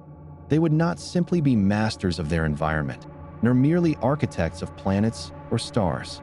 They would be something more. Engineers of existence itself, capable of defining the boundaries of what is possible and what is not. Yet with such power comes a paradox. If they could alter physics, would they still need to? Would they have already reached a point where the limitations of the universe no longer mattered? Or would their changes bring unforeseen consequences, unraveling the very structure that allowed them to exist in the first place? Perhaps the greatest challenge is not whether they could break the rules, but whether they would ever dare to do so. Because once the laws of physics are no longer fixed, the universe is no longer the same, and neither are those who change it. Would they create new universes? The idea of creating a universe is not just an extension of technological progress. It is a step into something entirely different. There is a point at which engineering and science blend into something that feels closer to mythology, where the act of creation moves beyond machines, beyond even the manipulation of nature, and into the realm of reshaping existence itself. To create a universe is not merely to construct something vast. It is to establish the very rules that define reality, to set the conditions under which matter, energy, and even time itself come into being. A civilization capable of such a thing would not be limited by the constraints of their own universe. They would have to understand the deepest layers of physics, the structure beneath space-time, the mechanisms that give rise to the laws of nature. The process might not be one of direct construction, as one might build a city or a machine, but rather an act of careful manipulation, triggering the birth of a pocket of space-time, a bubble of existence that, once set into motion, expands and evolves according to carefully chosen parameters. This would not be an artificial world within an existing cosmos, but something truly separate, a place with its own physical constants, its own flow of time, its own possibilities. The implications are overwhelming. If a universe can be created, then could it be controlled? Would its creators be able to observe it, guide its development, adjust its parameters as it unfolds? Or would they be forced to set it loose, unable to reach beyond the cosmic horizon of their own design? If life were to emerge within it, would it ever know that it was shaped by something beyond its reality? Or would it assume, as all beings do, that its existence simply is? And what of the creators themselves? If they had the power to forge universes, would they still be bound to their own? Or would they eventually step beyond even that boundary, leaving behind the constraints of their original cosmos for one of their own making? Perhaps the most unsettling question is whether it has already happened. If it is possible to create a universe, then who is to say that ours was not created in the same way? That some distant intelligence, long beyond our understanding, once shaped the fundamental laws that now govern everything we know? If so, then the act of universe building is not just a technological challenge. It is a cycle, one where the created eventually becomes the creator, where existence itself is passed from one intelligence to the next, like a flame carried through the dark. Would they even be biological anymore, or purely AI-driven? At some point, the line between biology and machine would blur until it no longer existed. The need for soft tissue, for organic cells prone to failure, for the limits imposed by biology itself. These would become obstacles, not necessities. A civilization advancing far enough to reshape worlds, to manipulate physics, to create new realities, would have to confront a fundamental question. Would they remain as they once were, or would they shed their biological origins entirely? The answer might not be a choice at all, but an inevitability. Intelligence, at its core, is not dependent on flesh. The neurons that fire in a human brain, the electrical impulses that form thought, could just as easily exist in another medium. Silicon, quantum fields, artificial substrates beyond anything currently imagined.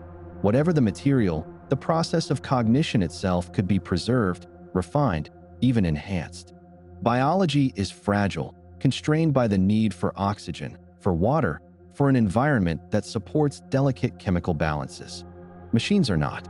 They could endure in the vacuum of space, in the depths of distant worlds, in the cold and radiation that would obliterate a biological form in moments.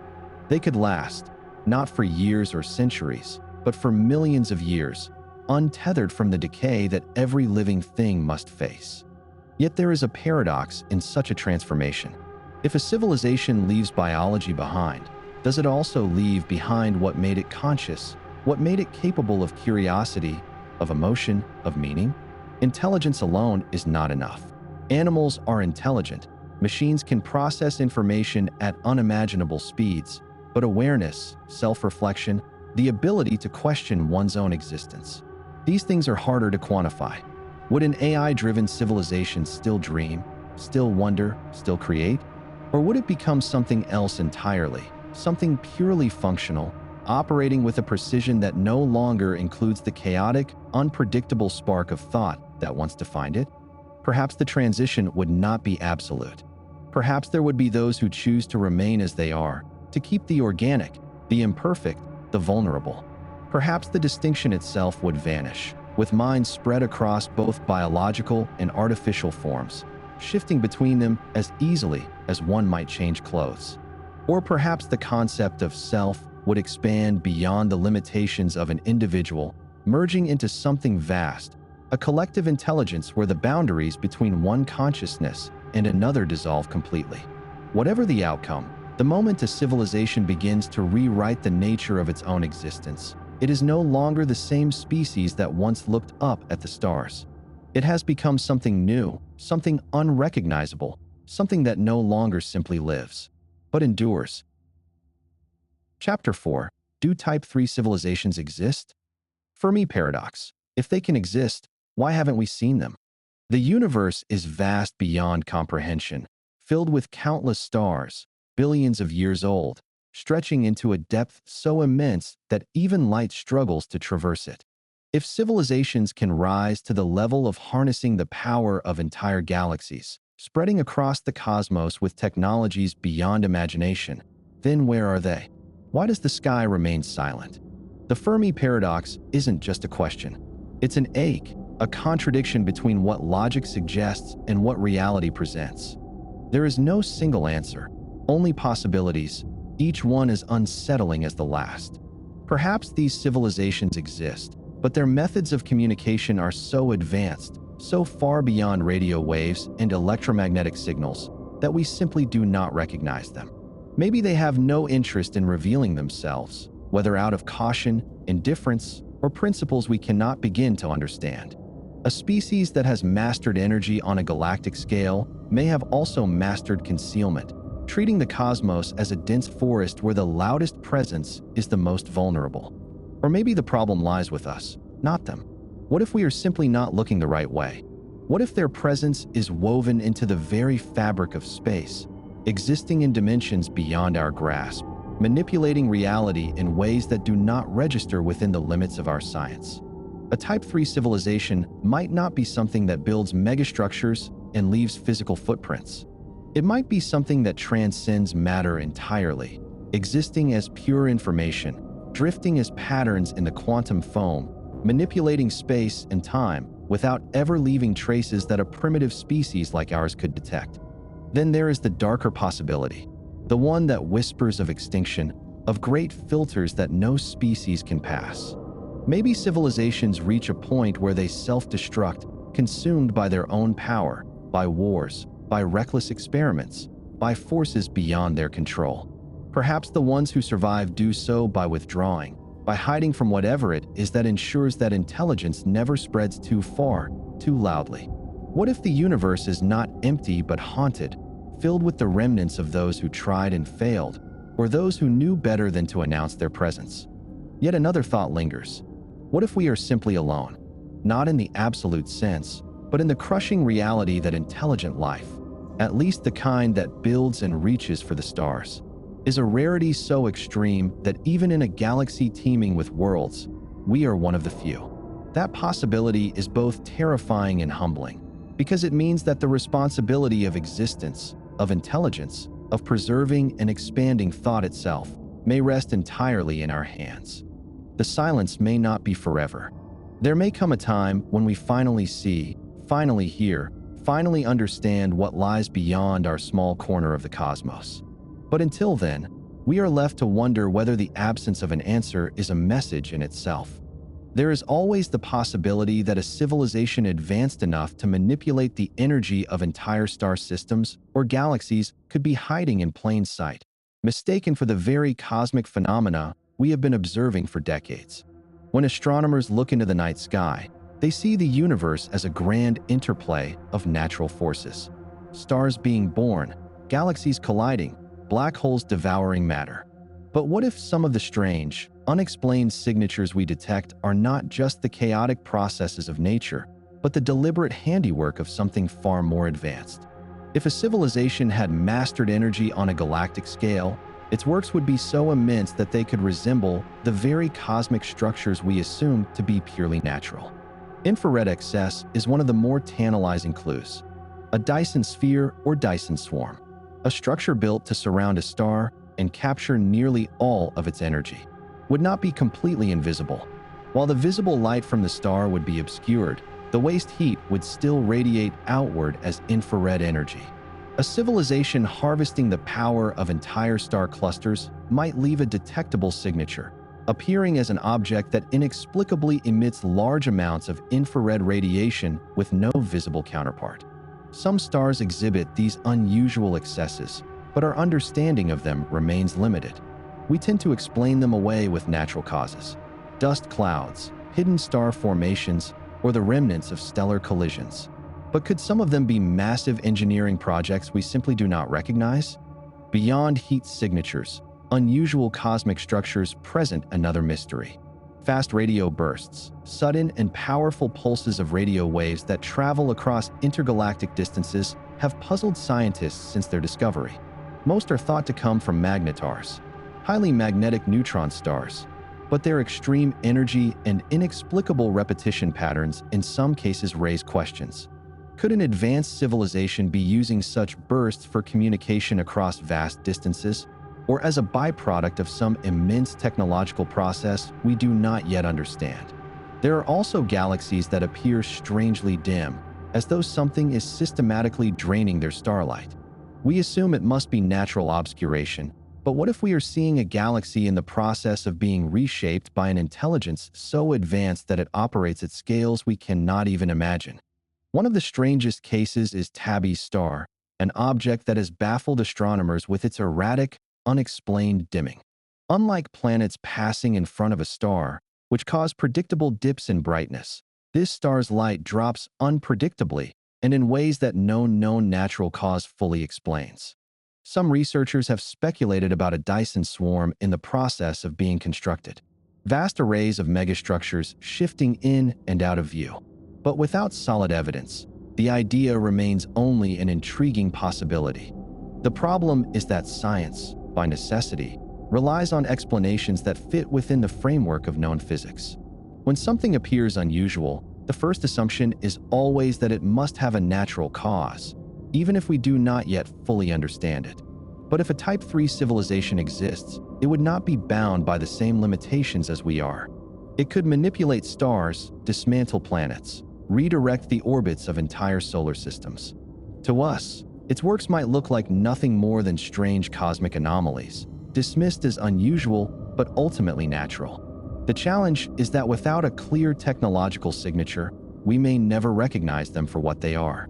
Perhaps we have already seen the evidence, but because we lack the framework to interpret it, we keep looking past it, assuming the universe is simply playing out its own chaotic, natural rhythms. But if intelligence has shaped some of what we see, then somewhere, hidden in the vastness of space, a far more advanced form of life may already be watching, aware of us even as we remain blind to them.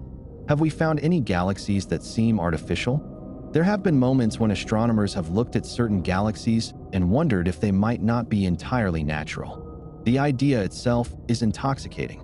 Imagine staring at a distant cluster of stars, light that has traveled for millions of years, and realizing that something about it doesn't quite add up. Maybe the energy distribution is too smooth, as if something has reshaped the galaxy's natural chaos into order. Maybe entire sections are missing in wavelengths that suggest unnatural energy consumption. Or maybe a galaxy has gone eerily dark, as if someone has reached out and dimmed the lights. There have been candidates, of course, galaxies that appear to radiate excess infrared heat, as if vast amounts of energy are being captured and used rather than lost to the void. That's what we might expect if a civilization had spread across an entire galaxy, constructing Dyson spheres or some equivalent around countless stars. The waste heat from such a colossal operation wouldn't vanish. It would leak out in infrared, detectable if we know where to look. Some astronomers have scanned thousands of galaxies for these signatures, hoping to find one that stands out, a sign that something out there is consuming energy on a scale beyond anything we've ever imagined. One of the most famous cases that sparked speculation was Tabby's star, KIC 846-2852. It wasn't a galaxy, just a single star, but the way its light dimmed erratically made some wonder if we were looking at an incomplete Dyson structure, a vast artificial shell being built in space. The excitement didn't last, of course. The more data we gathered, the more natural explanations emerged. Probably a cloud of dust or a shattered moon. But the fact that people even entertain the idea shows just how desperate we are for a glimpse of something beyond the ordinary. So far, we haven't found a galaxy that we can definitively say is artificial. But that doesn't mean they aren't out there. The real problem is that we don't necessarily know what to look for. We assume a Type 3 civilization would use energy the way we do, but on a grander scale. But what if they've moved beyond crude energy collection entirely? A civilization millions of years ahead of us might not leave behind the kind of obvious signatures we expect. Maybe their presence wouldn't be seen in missing starlight or excess heat, but in something far more subtle. Gravitational anomalies, unexplained voids, or even physical laws bending in ways we can't yet explain. Or maybe they were once visible, but they've gone dark. A civilization that truly controls a galaxy might reach a point where it no longer needs to radiate energy at all. It could exist in a state so advanced that it becomes invisible not by accident, but by design. Some physicists have even speculated about the idea of black hole civilizations, entities so advanced that they exist within the event horizons of their own making, cutting themselves off from the universe in a way we'll never be able to perceive. The absence of evidence isn't evidence of absence, but it is a reminder of how little we truly understand. For all we know, we could be staring at artificial galaxies every night, misinterpreting them as natural phenomena simply because our minds aren't yet capable of recognizing the work of something far beyond us. Maybe we just haven't learned how to read the universe properly yet. Are they hiding? If a civilization had reached the point where it could harness the energy of entire galaxies, it should be obvious, a beacon of intelligence shining across the cosmos. And yet, when we look out into the universe, we see nothing. The stars burn, the galaxies swirl, and the vast emptiness stretches in every direction.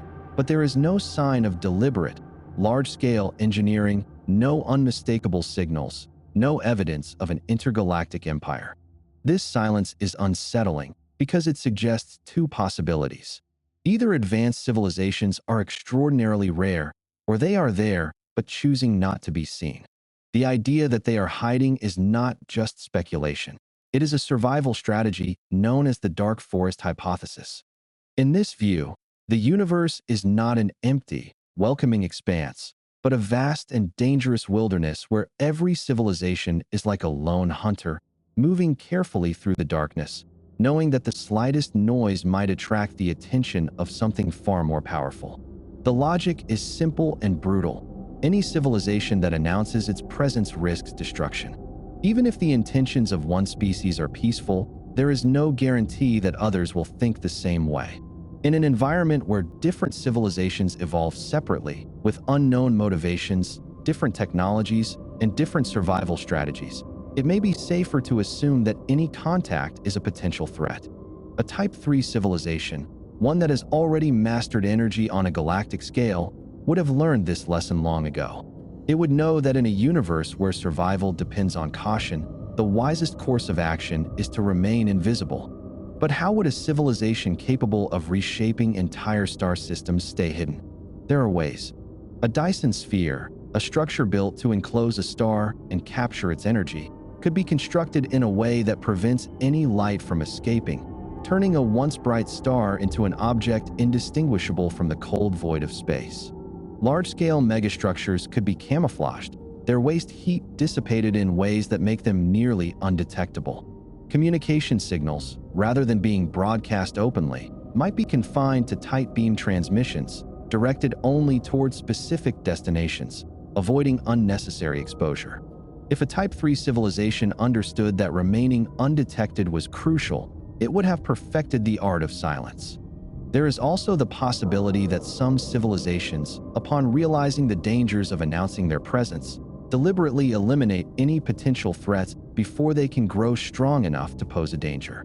A Type 3 civilization, with access to immense resources, would have the capability to wipe out emerging civilizations before they reach a level where they could become rivals. If this were the case, then the silence of the universe would not be a mystery. It would be evidence of an unseen war, one where the losers are erased before they even realize they were in danger. But there is another possibility, one just as unsettling. Perhaps a civilization that has grown powerful enough to control the fate of entire galaxies no longer sees the physical universe as its home. If intelligence continues to evolve, perhaps the end stage is not conquest, but retreat into artificial realities, simulations so advanced that the physical universe becomes irrelevant. A Type 3 civilization might not be hiding out of fear, but because it has no interest in the material world anymore. It could have left behind only automated systems, silent and lifeless, while its true consciousness exists in a realm we cannot perceive. If the dark forest is real, then humanity's greatest mistake may be in its own growing noise.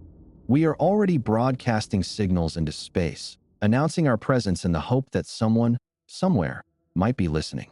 But if the silence of the universe is not the absence of life, but the warning of those who came before, then we are like a child wandering into an unfamiliar wilderness, calling out without knowing what might be listening in the dark. Would a Type 3 civilization outgrow the Kardashev Scale entirely? A Type 3 civilization, one that has mastered the energy of an entire galaxy, would already be so advanced that its methods of control, consumption, and expansion would be beyond human comprehension. But even the Kardashev Scale, a framework meant to classify civilizations based on energy use, might eventually become meaningless to them. The scale assumes that progress is measured by greater energy consumption. But what if intelligence evolves in a way that no longer requires vast amounts of raw power? At some point, a civilization might find that the physical universe is not the ultimate goal, that power is not the true measure of advancement, and that the limitations of the Kardashev Scale are as outdated to them as fire is to modern humans. At first glance, a civilization consuming all the energy of a galaxy would seem like the pinnacle of technological mastery, but energy is just a means to an end. A species that reaches this level might already be moving beyond the need for physical infrastructure, no longer constructing megastructures or harvesting stars for power. It might have unlocked new laws of physics that allow it to bypass conventional limitations entirely. Instead of consuming energy, it might manipulate the very fabric of space-time, bending reality itself to its will. If the civilization has discovered how to extract energy directly from quantum fluctuations or even manipulate dark energy, then the entire notion of using power becomes irrelevant. There is also the possibility that such a civilization no longer exists in the same way we understand. It might have abandoned physical existence altogether, merging into a vast, collective consciousness, living within a form of artificial reality indistinguishable from true existence. Instead of spreading across the galaxy in the way we imagine, with ships, colonies, and Dyson Spheres, it might have retreated into a simulated universe of its own creation, one where energy use is so efficient that entire civilizations can exist on a fraction of the power once thought necessary. If reality itself can be rewritten, if perception can be controlled at the fundamental level, then the need to consume a galaxy's worth of energy might simply vanish. The Kardashev Scale assumes civilizations will always seek more. More energy, more expansion, more control. But what if the ultimate goal of intelligence is not expansion, but refinement? A Type 3 civilization might not need to conquer galaxies to reach its final form. Instead, it might learn how to compress itself, becoming more efficient, using less rather than more. A truly advanced species may discover that the universe itself is a prison of sorts, a lower dimensional shell from which escape is possible. It might reach a point where it no longer follows any classification because it has moved beyond what we recognize as physical existence. It may exist in higher dimensions, in realms beyond what we perceive, where the concept of energy is as irrelevant to them as the need for sunlight is to a machine.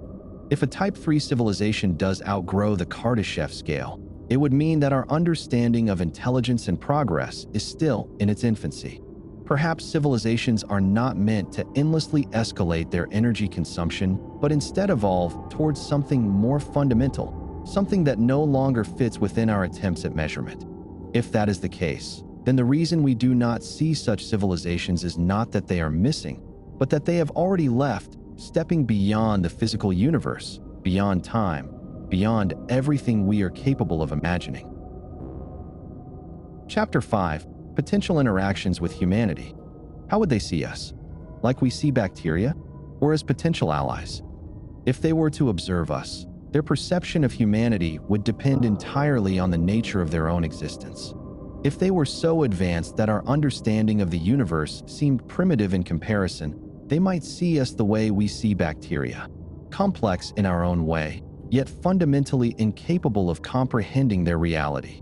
Just as we study microscopic organisms without concern for their awareness, they might analyze us with a detached curiosity, mapping out our behaviors, our struggles, and our civilizations with the same objectivity we apply to a petri dish under a microscope. From their perspective, human ambition, conflict, and progress could be nothing more than chemical reactions playing out across the surface of a planet, a fascinating yet ultimately predictable sequence of events.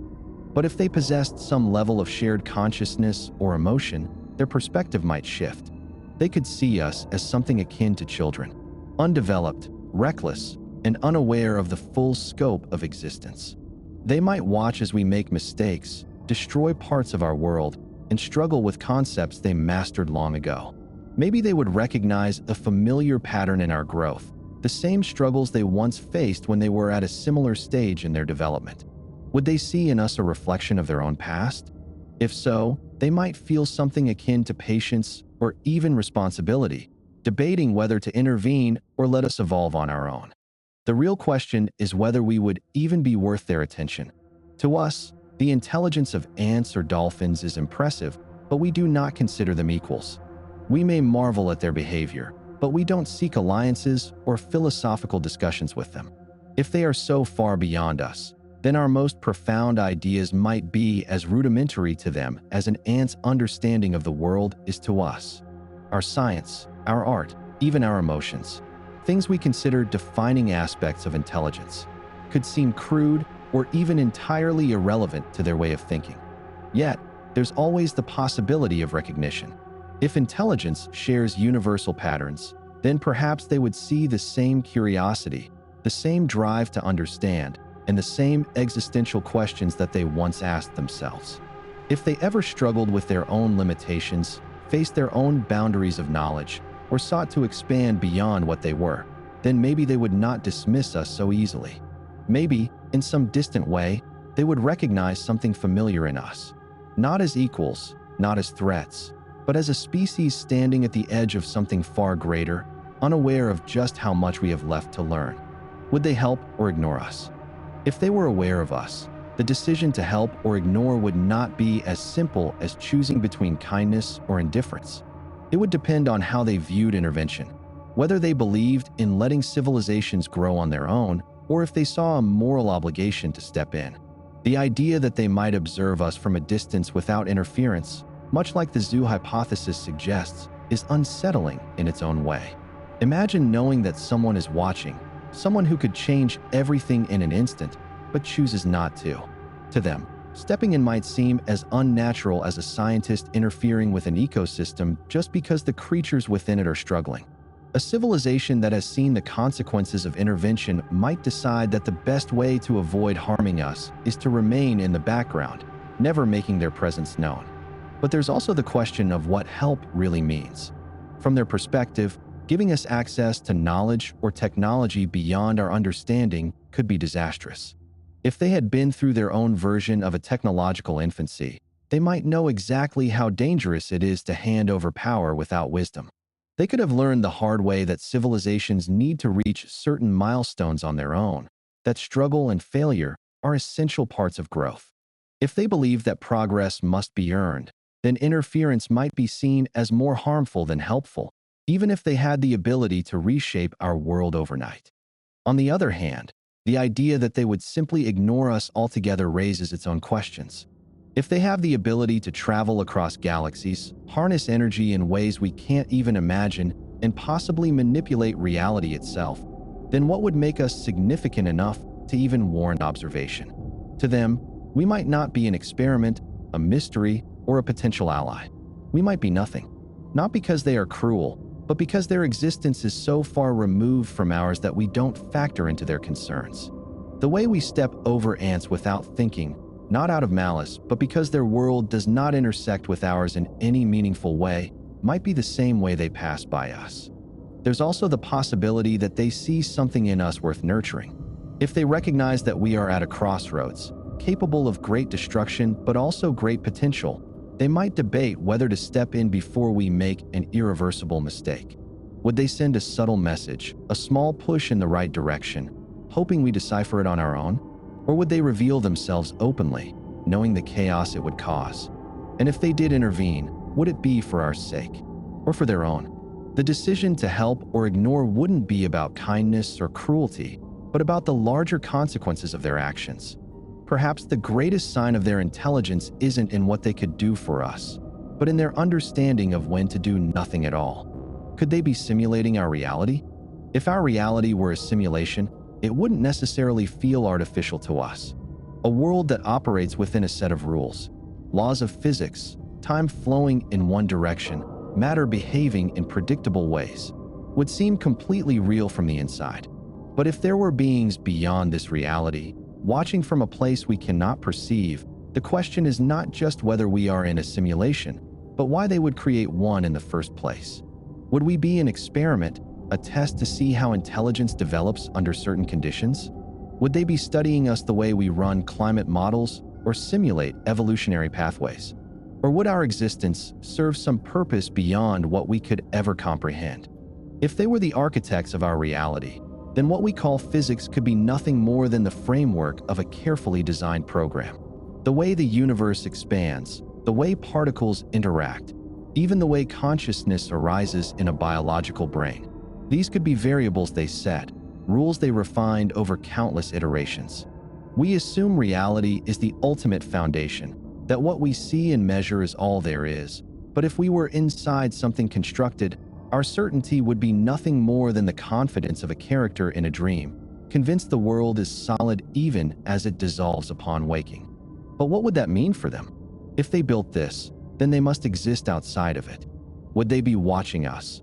Or would this simulation be one of countless others running in the background, forgotten until something unusual happens? If we ever started to question too much, reach too far, would they intervene? Or would the simulation be programmed to prevent us from ever truly uncovering the truth? Maybe every time we get too close, the parameters subtly shift, keeping us in an endless loop of discovery without ever reaching the edge. And if this is all a simulation, then what about us? Are we part of it, fully constructed like everything else? Or is there something real within us? Something that existed before we were placed in this reality? Would they be observing our choices, testing how we respond to different experiences, waiting to see if we become something more than what they designed? Or are we simply running on a script, mistaking free will for a carefully guided illusion? The unsettling part isn't just the idea that we could be inside a simulation, but the realization that if we are, there might never be a way to know. If they wanted to communicate, would we even understand them? If they reached out to us, the real challenge wouldn't just be in hearing them. It would be in recognizing that they were speaking at all. Every form of communication we understand is built from patterns we've evolved to recognize. Sound waves shaped into language, symbols arranged into meaning, gestures that convey intent. But if their minds function on an entirely different level, their attempts to communicate might not resemble anything we're capable of interpreting. They could be using concepts that don't exist in human thought, expressing ideas in dimensions we don't perceive, or conveying meaning through something as foreign to us as electromagnetism is to a fish. Even if they tried to simplify things, bringing their communication down to something we might recognize, would our minds be able to process it? If an ant colony suddenly became important enough to warn a message, how would we even begin to explain ourselves to them? Tapping on the ground in a rhythm, arranging food in patterns, emitting chemicals to mimic their pheromones. None of it would come close to conveying who we are or what we know.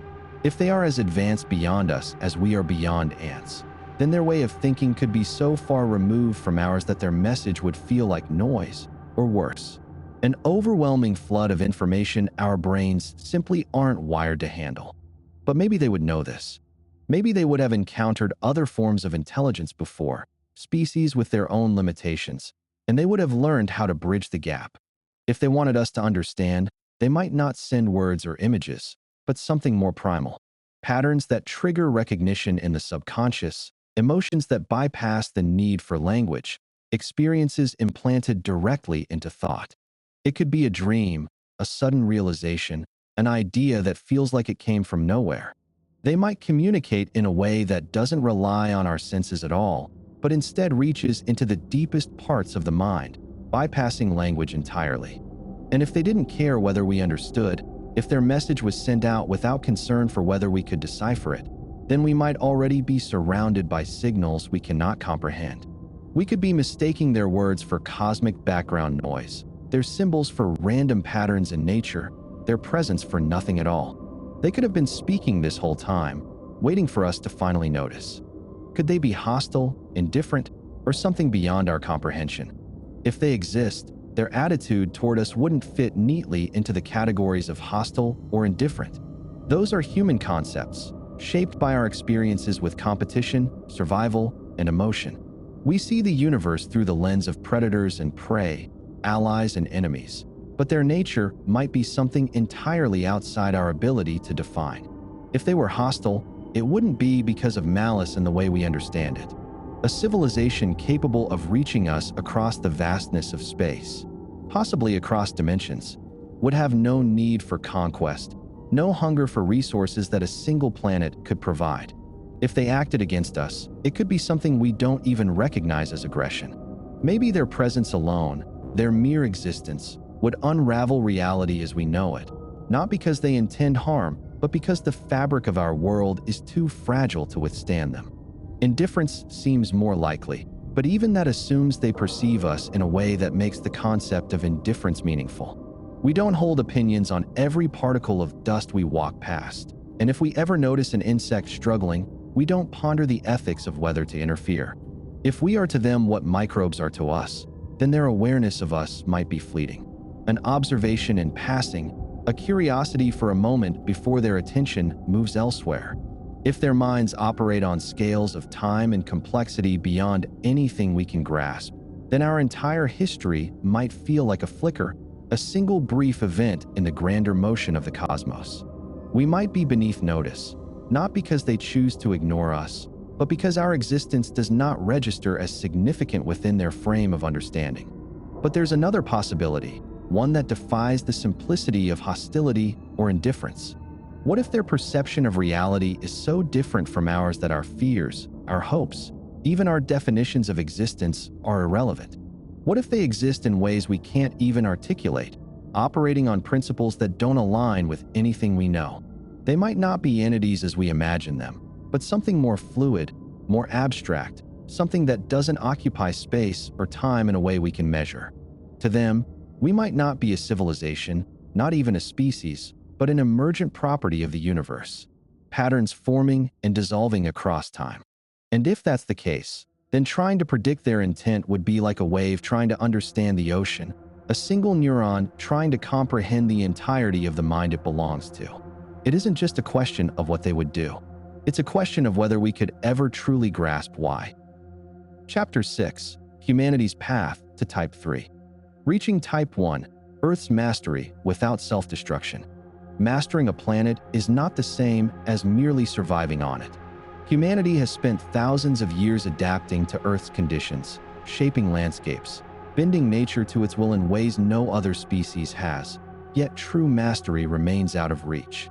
A civilization that reaches Type 1 status on the Kardashev Scale is one that has learned to harness the full energy output of its home planet, not just through brute force, but through balance, through understanding the systems that sustain it rather than endlessly fighting against them.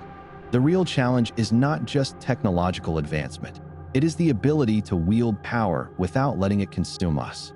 The path to controlling all of Earth's energy is, ironically, filled with opportunities for self-destruction. Fossil fuels were a stepping stone, a crude first attempt at harnessing planetary resources, but they came with consequences, ones we ignored for too long. The transition to renewables is necessary, but even that is not enough. A true Type 1 civilization doesn't just generate energy, it manages it with precision, using the atmosphere, the oceans, and the heat of the planet itself as tools rather than obstacles. It means mastering fusion, controlling the weather, redirecting storms rather than merely preparing for them. It means understanding the delicate equilibrium of ecosystems and using our intelligence not to exploit them until they collapse, but to sustain them in ways that amplify both nature and technology. But intelligence alone is not enough. If a species cannot control its own impulses, if it cannot move beyond war, beyond short-term thinking, beyond self-inflicted disasters, then technological progress will only accelerate its demise. The ability to destroy ourselves has existed for decades, and yet we still teeter on the edge, governed by systems that prioritize power over survival, immediate gain over long-term stability.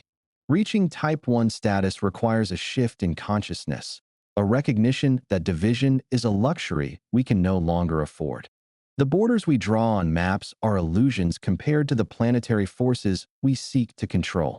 Without unity, without a collective effort to advance rather than simply compete, we remain trapped in a cycle of self-sabotage, incapable of progressing beyond the constraints of a civilization still struggling with its own infancy.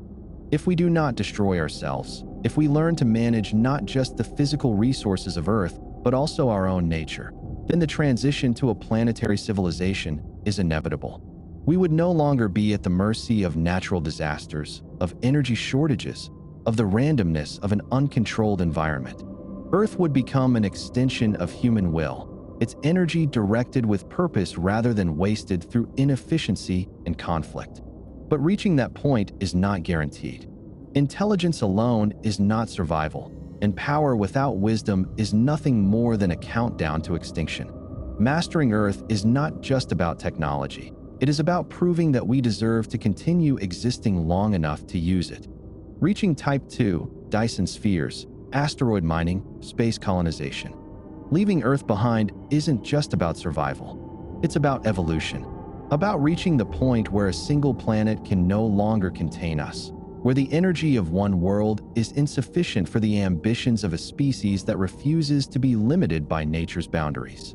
Becoming a Type 2 civilization means seizing control of a star's power, no longer relying on the fragile resources of a single planet, but instead drawing energy from the very heart of a solar system. The idea of a Dyson sphere is more than just science fiction.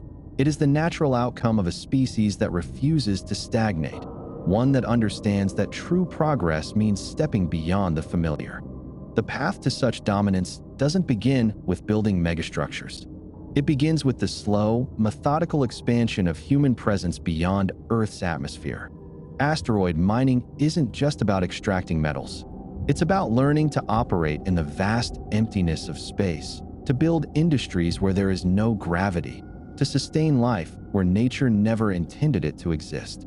The asteroid belt between Mars and Jupiter contains more wealth than has ever been pulled from Earth's crust, but its true value is in what it represents. The first step in transforming space from an untouchable void into a domain we can shape. If we can break apart asteroids, process their materials, and construct automated industries in deep space, then the next step, building permanent colonies on the Moon, on Mars, in orbiting habitats, becomes inevitable. Colonization is not about escape. It is about resilience. A species confined to a single world is fragile, always one disaster away from extinction. A solar flare, an asteroid impact, a biological catastrophe. all reminders that nature does not care how advanced we think we are. But a civilization that spreads itself across multiple planets, multiple habitats, is no longer at the mercy of a single catastrophe. The first colonies would be fragile, artificial ecosystems clinging to existence in barren landscapes, dependent on supplies from Earth. But over time, they would become self-sufficient, developing their own industries, their own cultures, their own ways of existing beyond the constraints of Earth's atmosphere. A Dyson sphere is not built overnight. It is the final stage of mastery over a solar system, a culmination of knowledge gathered over centuries of expansion. The first versions would be incomplete. Swarms of satellites gathering sunlight, networks of stations orbiting the sun, harvesting its energy in increments. But as technology advances, as construction shifts from human hands to autonomous machines capable of working endlessly in the vacuum of space, a full structure enclosing a star is no longer impossible. At that point, energy is no longer a limitation. A civilization with access to an entire star's power is no longer bound by scarcity, no longer forced to ration its ambitions. But to reach that point, humanity must overcome challenges far greater than engineering. It must learn to think beyond Earth, to embrace a future where survival is not about hoarding resources, but expanding into the unknown. It must develop the patience for projects that span centuries, the ability to cooperate on scales far beyond nations and ideologies. A Type 2 civilization is not just one that has the technology to build in space. It is one that has the will to redefine what it means to exist, to abandon the limitations of biology and geography, and embrace the infinite potential of the cosmos. What it takes to become Type 3, galactic expansion, energy scaling. Mastering a planet is one thing, a star another, but a galaxy, an entire collection of billions of stars, each with its own planetary systems, its own resources, its own possibilities. That is something beyond even the wildest ambitions of a species still tethered to a single world. Becoming a Type 3 civilization is not just about expansion, not just about energy, but about transformation on a scale that turns a species into something unrecognizable from its origins.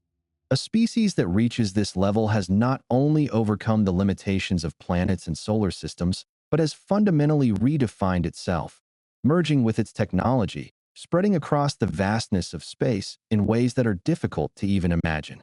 The energy requirements alone are beyond anything conceivable to us now. A Type 2 civilization, harnessing the full power of a single star, is already operating on a scale that dwarfs all of human history. But a galaxy is not one star. It is hundreds of billions, an ocean of light stretching across the void.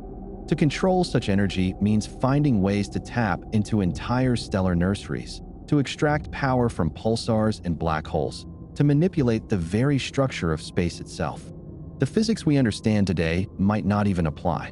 A civilization of this scale would not merely build machines, it would become them, integrating intelligence with matter, spreading itself not just physically but computationally, using entire solar systems as processing units for an intelligence so vast it could no longer be contained within biological forms.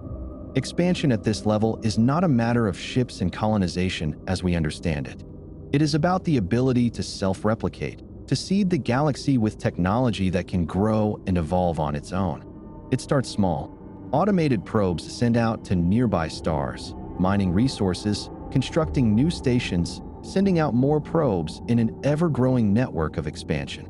But over thousands, perhaps millions of years, that expansion becomes exponential until there is no part of the galaxy untouched. Every star, every system, every source of energy is accounted for, controlled, used.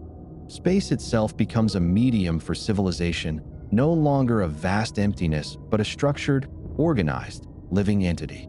But to reach this level, a civilization must first survive itself. No species makes it to Type 3 without overcoming the same existential hurdles that threaten to destroy it at Type 1. Greed, conflict, short-term thinking. These are traits that do not last in a species that expands across a galaxy. A Type 3 civilization has either evolved beyond such limitations or has reshaped itself entirely, no longer driven by the primitive instincts of its origins. It may no longer even be a single species in the way we define it, but a vast, interconnected intelligence, a network spanning thousands of light years, making decisions across timescales longer than the history of planets. To control a galaxy is not just to have access to energy. It is to become something that no longer thinks in terms of home planets, borders, or even individuality. It is to exist as something new, something that operates on a cosmic scale, something that is no longer bound by the limits that once defined it. A civilization that reaches Type 3 is no longer a species. It is a force of nature, as vast and powerful as the galaxy itself. Could a civilization skip Type 2 and go straight to Type 3? Advancement is rarely a straight path. The idea that a civilization must progress in neat stages, first mastering its planet, then its star, then its galaxy, assumes that technological evolution follows a predictable sequence. But in reality, the universe does not care for our classifications. A species with the right conditions, the right intellect, or perhaps the right luck, might find a way to leap beyond the expected steps, skipping over the slow, methodical mastery of a single solar system and instead expanding in ways that defy conventional logic. It would require more than just intelligence. It would require an entirely different way of thinking, an ability to break free from the limitations of biology, energy dependence, and physical constraints before they ever became barriers. A species that developed the ability to manipulate the very fabric of space-time early in its existence.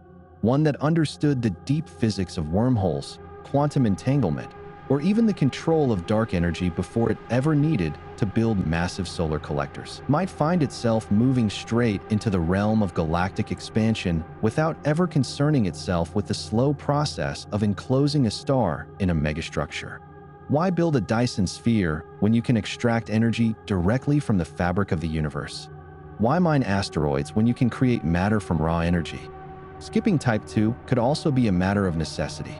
A civilization born on a dying world, one orbiting a star on the brink of collapse, might not have the luxury of slowly harvesting its sun's energy over millennia.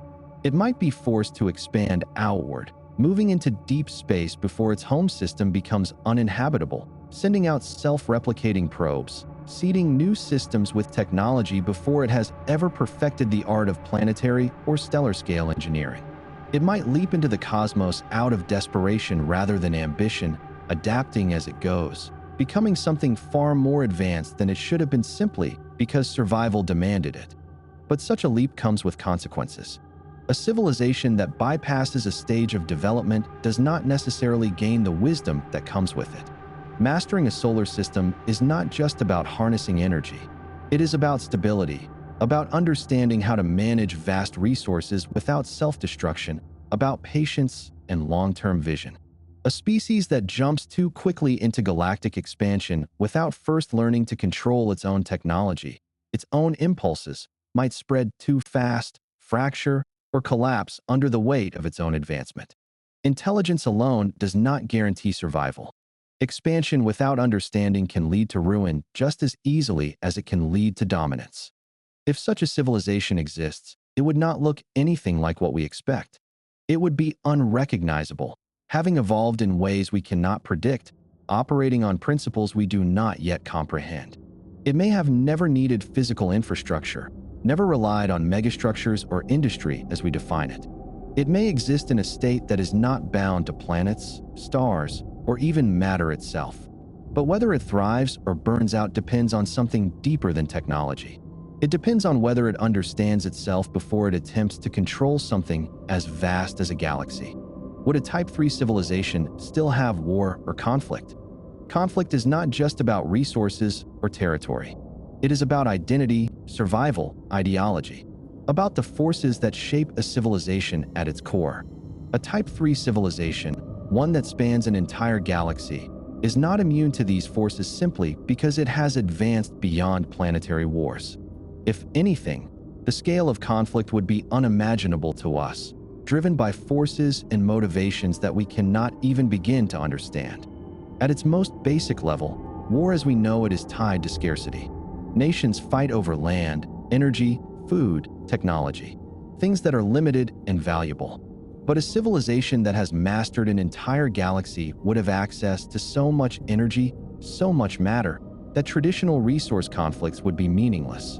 There would be no need to fight over planets when entire solar systems can be dismantled and reconstructed to fit a civilization's needs. But scarcity is not the only cause of war. There is also ideology, control, the struggle for dominance over not just resources but ideas. A civilization that spans hundreds of thousands of light years is not a single entity. It is a collection of billions, perhaps trillions of minds. Biological, synthetic, or something beyond both. All evolving in different directions, all developing unique perspectives on existence itself. Conflict does not vanish simply because it is no longer about food or fuel. It evolves into something far more abstract, far more dangerous. There may be wars of philosophy, where entire branches of this civilization disagree not on material things, but on the nature of existence, the purpose of intelligence, the fate of the universe itself. Perhaps factions emerge that believe their civilization should continue expanding endlessly, spreading beyond the galaxy into intergalactic space, while others argue that further expansion threatens the integrity of their species, that they have already reached a natural limit. Maybe some parts of this civilization decide to merge into a single vast intelligence, a unified mind that thinks across cosmic time, while others resist, clinging to individuality, refusing to be absorbed into something larger. The result could be conflicts fought not with weapons, but with entire stars extinguished as acts of aggression, entire regions of the galaxy cut off from energy flows, entire sectors of space rewritten by technology so advanced that it can reshape reality itself. But it is also possible that a civilization at this level has found a way beyond war, not because it has eliminated all forms of disagreement, but because it has transcended the need for conflict as a means of resolution. Intelligence on this scale may operate on timelines so vast that what looks like peace to us is simply the slow, careful maneuvering of vast cosmic forces working out their differences over millennia rather than in sudden bursts of violence. A Type 3 civilization might not need to fight when it can predict every possible outcome of a conflict before it even begins, when it can alter the very nature of its own thinking to eliminate destructive impulses before they take hold. Or perhaps war still exists, but it is so far beyond our comprehension that we would not even recognize it as war. It could be fought in dimensions we do not understand, through methods that do not involve destruction but transformation, influence, or control at levels deeper than physics itself. It might be a war of information, of computation, of intelligence rewriting intelligence, where the battlefield is not space, but reality itself. Whatever the case, the idea that a Type 3 civilization would be free from conflict is not guaranteed. It might not fight as we do, it might not fight at all, but the forces that shape civilizations, expansion, identity, purpose, do not simply disappear with power. They evolve, just as the civilization does, into something greater, something more terrifying, or something we may never fully understand. Could they collapse or go extinct? Reaching the level of a Type 3 civilization would take an unimaginable amount of time, progress, and stability, but nothing in the universe is guaranteed. Civilizations, no matter how advanced, are not immune to collapse.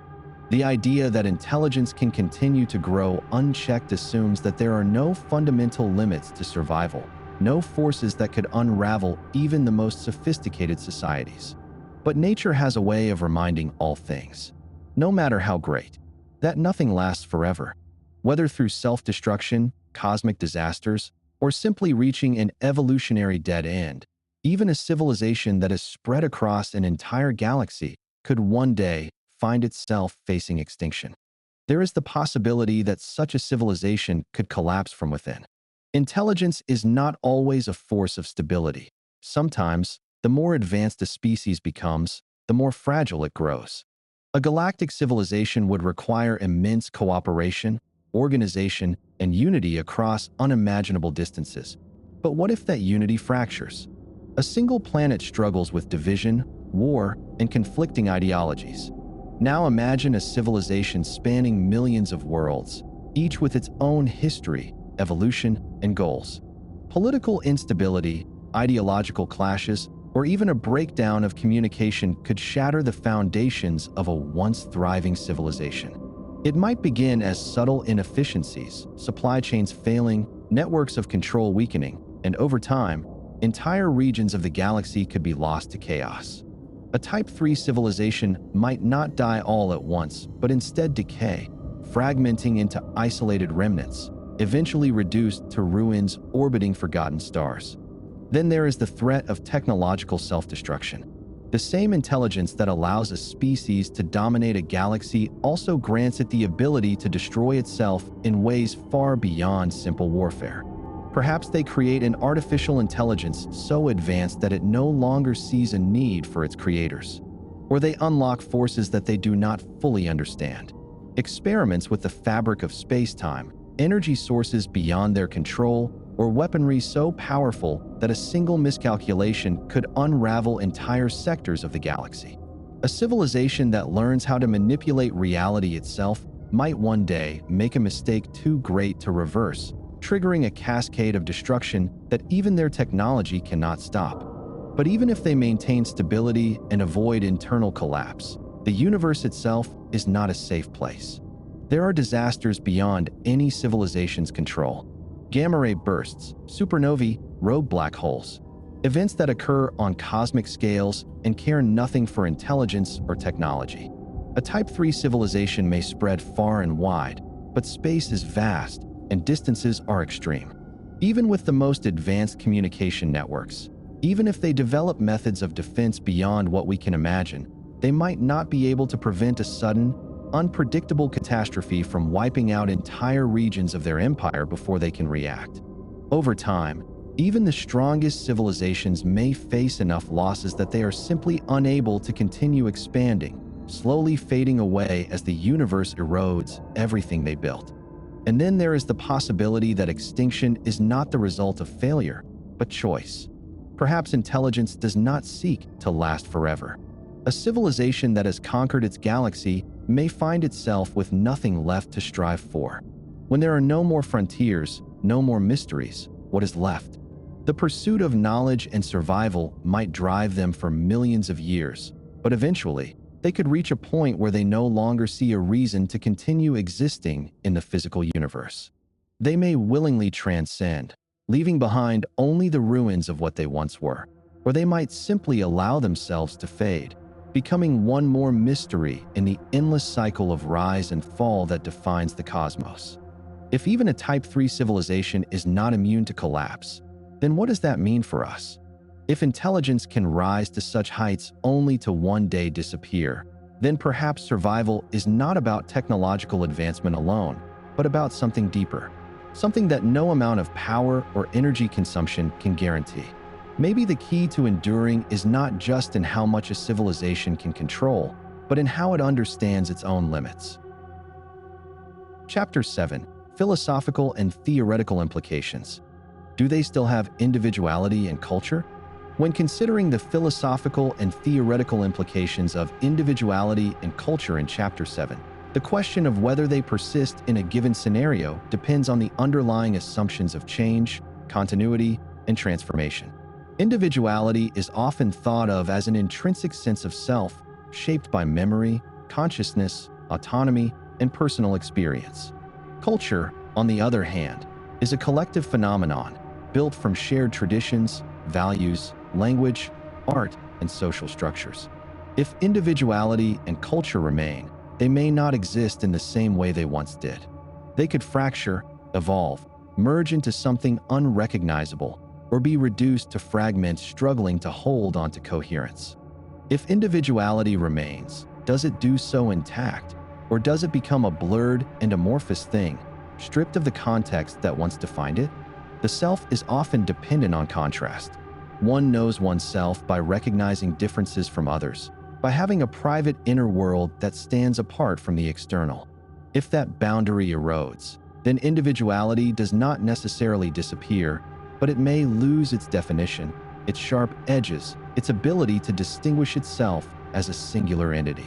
A person might still exist, but their sense of self could be diffused, stretched thin, or absorbed into something greater something collective, where personal agency is no longer meaningful in the way it once was. If what defines a person shifts, then what remains of individuality might be nothing more than an echo of what it used to be, a ghost of selfhood persisting in a different form. Culture, similarly, depends on shared meaning, on structures and symbols that give coherence to human interaction. If culture survives, does it do so as an active, thriving force, or as a static remnant, an artifact of what once was? It may adapt, morphing into something unfamiliar, or it may dissolve entirely, leaving behind only scattered remnants that no longer hold the same significance. Perhaps it becomes something fluid, no longer tied to rigid customs, but instead an ever-shifting landscape of ideas that change faster than they can be understood. If continuity is lost, does culture still exist, or has it been reduced to a meaningless collection of fragments, stripped of the shared understanding that once gave it life? The deeper question is whether individuality and culture are fundamental truths or mere constructs, contingent on a particular state of existence. If they are essential, then even under radical transformation, they persist in some capacity, however altered. If they are circumstantial, then they may dissolve when the conditions that sustain them cease to exist. The human need for identity, for belonging, for meaning, does not vanish easily. But when the framework that sustains it changes, what it means to be an individual or to belong to a culture might become something we can no longer recognize. It might not be lost, but it might not be the same. Would they even have a physical form anymore? If the conditions that define physical existence have changed, then the question of whether they still have a physical form depends on what remains necessary for identity, continuity, and perception. If the physical body is no longer required, if consciousness, thought, or experience can persist without it, then form may become irrelevant, a discarded artifact of a previous state of being.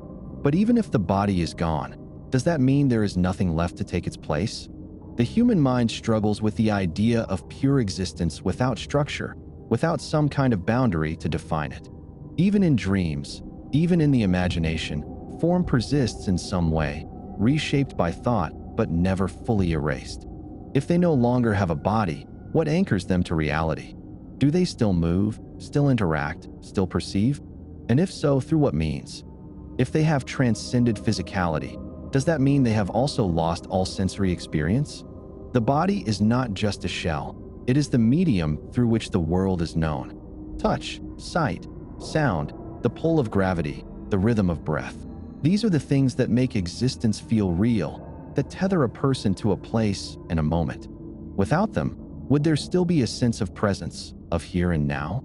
Or would they become something unmoored, lost in an endless drift of awareness without any way to define themselves? The idea of formlessness suggests freedom, but it could also be dissolution. Without limits, there is nothing to push against, nothing to distinguish self from everything else. If physical form is gone, has individuality disappeared with it, or has it simply adapted to a new state of being? Perhaps they still exist as something else, something intangible but structured, something that retains enough definition to be distinct. Maybe they have shape, but not in a way that follows the familiar rules of mass, weight, or solidity. Maybe they exist as patterns, as impressions, as thoughts suspended in an unseen medium. Maybe form is no longer necessary, but the idea of it remains, because existence demands some kind of structure, even if it is no longer one that can be touched. If there is still interaction, still movement, still communication, then something must remain in place of a body. It may not be flesh and bone, but it would be something that makes presence possible, something that keeps them from simply vanishing into nothingness. Could they exist purely in digital simulations? If existence could be transferred into a digital simulation, the question is not just whether they would continue to exist, but whether they would still be themselves. A simulation is not the thing itself. It is a recreation, a structured environment where rules are defined and interactions are controlled. If consciousness could be uploaded, if thoughts and memories could persist within that system, would it truly be the same person, or just an imitation, a continuation of patterns without the original essence? If the mind is nothing more than information, electrical impulses firing in specific arrangements, then in theory, those patterns could be replicated. But would replication be enough? A copy may remember, may think, may even believe it is the original, but the awareness that once occupied a physical form might not transfer, only the data that defined it. Even if they adapt, even if they function within that world, would it feel real? Perception would be controlled by the limitations of the system. The body would not exist except as an abstraction, a set of coordinates in a programmed reality. Sensations could be simulated, responses could be designed to mimic every detail of lived experience. But if there is no true biological process, no real nerves, no actual sense of pressure or warmth, does it matter? Would they notice the difference? If the simulation is perfect, indistinguishable from reality, then awareness might continue uninterrupted. They might live their days believing nothing has changed, existing as a digital consciousness in a world built to sustain them. But if there is even the smallest flaw, if a pattern repeats in an unnatural way, if an interaction lacks spontaneity, if something ever feels hollow or slightly off, would they begin to suspect the truth? There is also the question of permanence. A digital world exists within a framework dependent on hardware, on code, on something external keeping it running. If a machine fails, if a server shuts down, what happens to them? In a biological body, death is a process, gradual or sudden, but at least it follows the logic of nature. In a simulation, non-existence could be instant, absolute, a deletion rather than a decay. And if they do not control the system, if something else governs the parameters of their world, then what does that mean for free will? Their choices might be constrained by the structure of the program, their thoughts shaped not by an organic mind, but by pre-written algorithms. Would they still be independent beings, or would they become something else? Something less than human, something molded by the limits of the artificial? Maybe existence in a digital simulation would not be a loss, but a transformation. Maybe the self could survive, just in a new form, one that obeys different laws but still retains the core of identity. Or maybe it would be an illusion, a convincing replica that feels real only until something reveals the wires beneath the surface. If they could never tell the difference, does it matter? If the experience is seamless, if they never question it, then perhaps the question of real or not real becomes meaningless. But if even a whisper of doubt lingers, then no matter how flawless the simulation, something essential might always feel missing. Would they have morality or something beyond it? If morality is something shaped by human limitations, by biology, by culture, by survival instincts, then its existence depends on the context in which they find themselves.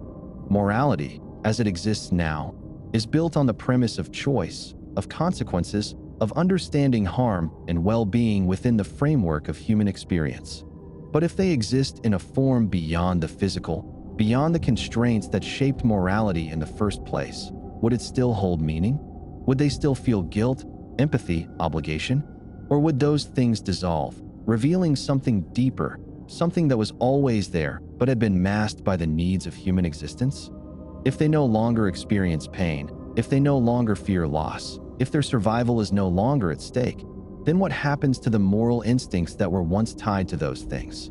Would they still value kindness, fairness, and justice? Or would those concepts become irrelevant in a world where suffering is no longer possible?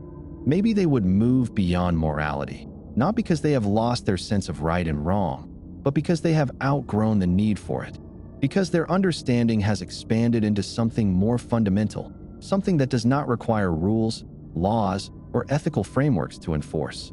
A moral code is often a guide for imperfect beings, a way to navigate a world filled with uncertainty and conflict. But if they have reached a state where there is no conflict, no uncertainty, no harm to prevent, then morality may not be discarded, but rather transcended. Or perhaps the opposite happens. Perhaps morality becomes even more important, because without the constraints of human limitation, they have to choose what kind of existence they will create. If they are no longer bound by survival, by instinct, by biological need, then every action becomes a pure expression of will. There is no justification of, I did this because I had to. Every choice would be intentional, deliberate, carrying the weight of true freedom. Would that lead to something greater than morality, something closer to absolute responsibility? Would they hold themselves to higher standards than humans ever could, shaping an existence where the very fabric of reality is built on principles they consciously decide? Or would they lose all sense of direction, floating in an endless state of detached neutrality, where nothing is right or wrong because nothing truly matters anymore? Maybe morality is not something they would keep or discard, but something they would have to redefine entirely. Without human frailty, without suffering and need, they would have to ask themselves what matters in a world where morality is no longer about survival, where it is no longer a mechanism of social cohesion, but something that must exist for its own sake. If they create a new moral framework, it might not resemble anything humans have known. It might not be about punishment or reward, about duty or law, but something else entirely. Something unfamiliar, something incomprehensible, something beyond what morality was ever meant to be. Is there something beyond Type 3? If a civilization reaches Type 3, having harnessed the full energy of its galaxy, it might seem like the final stage. An ultimate mastery of matter and power on a scale beyond human comprehension. But the idea that there is a limit, a final threshold that cannot be crossed, assumes that existence itself is constrained by levels we can currently imagine. If a civilization reaches a point where energy, time, and even physical laws are things it can manipulate rather than be bound by, then there is no reason to assume that evolution stops there. Type 3 may only be a stepping stone, a phase in a much longer process of becoming something unrecognizable, something that has moved beyond not just energy consumption, but beyond the need for it altogether. If they no longer need stars, if entire galaxies become nothing more than raw material for their designs, then the next step would not be a larger scale of the same thing, but a transformation into something else. Perhaps they begin to reshape the structure of the universe itself, altering the constants of physics, modifying the fabric of space-time to suit their needs. Maybe they learn to move beyond galaxies, beyond the observable universe, extending their reach into hidden dimensions or parallel realities where energy is no longer something extracted, but something woven into the very essence of their being. At that point, they would not just be a civilization. They would be a force, something indistinguishable from the mechanisms that create and destroy worlds. But even that might not be the final form. If existence is a spectrum rather than a ladder, then what follows Type 3 could be something that no longer resembles civilization as we understand it. It may become something abstract, something that exists as pure information, pure thought, no longer bound by matter or location. They might dissolve into a field of intelligence spread across all of reality, existing simultaneously everywhere and nowhere, perceiving time as something fluid rather than linear. If the universe itself has an end, they might find a way to escape it, to break the cycle of entropy, to move into a state where collapse and rebirth are things they control rather than endure. Or maybe the question of beyond stops making sense. Maybe past a certain point, concepts like civilization, scale, or energy use are meaningless. They may not expand further in a physical sense, but instead turn inward, exploring existence on levels we cannot fathom. Perhaps Type 4, if it exists, is not about controlling more, but about becoming something that no longer needs control at all. Maybe at the peak of development, the most advanced form of civilization is one that ceases to be a civilization and instead becomes something we don't have words for. Something that is not a thing, not an entity, but a presence, a field of existence that no longer has a name. Chapter 8. The darker side of Type 3 civilizations. Could they be galactic predators? Would they wipe out other civilizations?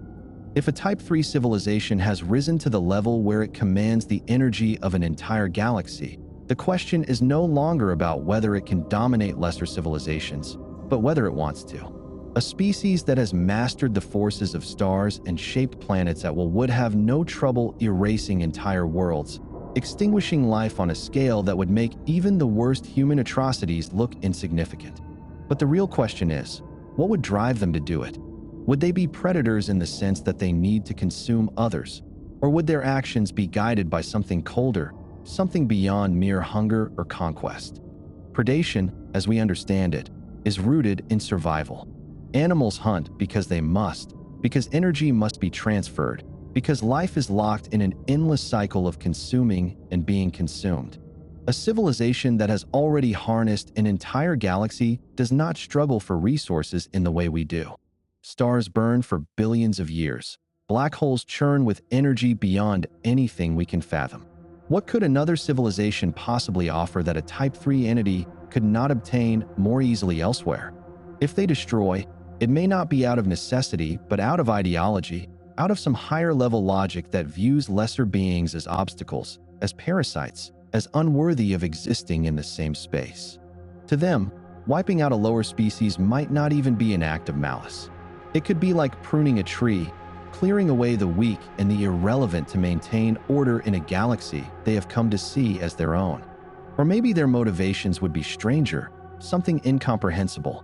If they exist on a scale where time itself is something they manipulate, if their perception stretches across millennia as easily as we look at the passing of days, then their goals might not align with anything we can grasp. Perhaps civilizations like ours are just fluctuations in the system, brief anomalies that are bound to be corrected. Maybe we would not even understand what was happening as they erased us. Not in a war, not in an invasion, but as a quiet and inevitable shift, as if we had never been. But there is another possibility. If they have risen so high, if they have seen civilizations rise and fall, expand and collapse, they may have already learned that destruction is futile. Maybe they would not wipe out other species, not because they are merciful, but because they have no reason to. To them, we may be like insects. Small, insignificant, not worth the effort it would take to exterminate. Or worse, maybe they see us as something to be studied, manipulated, even controlled, but never truly acknowledged as equals. The idea of a predator suggests something personal, something driven by instinct or desire. But a Type 3 civilization may not need to be predators in the way we understand. They could be something worse. Something so far beyond us that we are not even prey, just background noise in a galaxy they have already claimed. Are there wars between Type 3 civilizations? If so, what do they look like? If wars exist between Type 3 civilizations, they would be nothing like the wars we know. The idea of battle, of fleets clashing in the vacuum of space, of weapons firing across the vastness of a galaxy, is something that belongs to a lower stage of existence. By the time a civilization reaches Type 3, it no longer fights for land, for resources, for survival. Those struggles belong to beings still bound by scarcity. A war at this level would be fought with forces beyond what we can comprehend, with strategies that play out across thousands or even millions of years, where entire solar systems might be erased not as acts of destruction, but as minor tactical adjustments in a conflict too large for lesser minds to grasp. It is possible that these wars do not happen with physical weapons at all, at least not in any form we would recognize. A civilization that has mastered its galaxy has likely also mastered information, energy, and the very structure of reality itself. A war could take place in ways that do not even involve direct combat, subtly altering the fundamental constants of physics in an enemy's domain, disrupting their energy flow, unraveling the stability of space-time around them until their civilization collapses under the weight of reality itself shifting against them. It may be a slow process, an erosion rather than an explosion, something that plays out over centuries, unnoticed until it is far too late. But if there is direct conflict, it would not be fought with ships or conventional weapons. Planets might be turned into singularities, entire star systems detonated in controlled bursts to create waves of destruction that ripple across space. Black holes could be repositioned like chess pieces, supernovae triggered with precision, dark matter harnessed to disrupt the gravitational balance of entire regions of a galaxy. The scale of such a war would be beyond anything we can simulate. A battle where the weapons are not missiles or energy beams, but the forces that shape the universe itself. Perhaps the wars do not even happen within the galaxy, but across realities, across dimensions. If a civilization has reached the point where it can manipulate space-time, it might not see war as something that happens in three-dimensional space at all. Maybe it fights by rewriting the past, erasing an enemy's existence from history before they ever rise to power. Maybe entire civilizations are undone in a way that does not involve destruction, but non-existence, as if they were never there to begin with. And if both sides have the same abilities, maybe the war is fought in layers. One rewriting the timeline, the other rewriting it back, an endless struggle that plays out beneath the surface of reality itself. Or maybe there are no wars at all. Maybe by the time a civilization reaches Type 3, it has already moved beyond the need for conflict, not because it has found peace, but because war is something primitive, something that no longer serves a purpose. If they have become so powerful that they can shape galaxies at will, then what could possibly be worth fighting over? Perhaps they exist in a state of cold dominance, aware of each other but uninterested in wasting energy on direct confrontation. If there is a balance of power, it may not be held through war, but through something far more alien. Something like a quiet, uneasy détente, where civilizations exist in an unspoken agreement to never interfere with each other, knowing that to do so would risk unraveling everything they have built. Would a Type 3 civilization be immune to extinction, or could something destroy them? A Type 3 civilization, one that has mastered the full energy of its galaxy, might seem invincible. It would have solved the problems that lead to the downfall of lesser civilizations. Resource scarcity, planetary instability, even the death of stars would be something it could control. It would not be bound to a single world, a single solar system, or even a single mode of existence.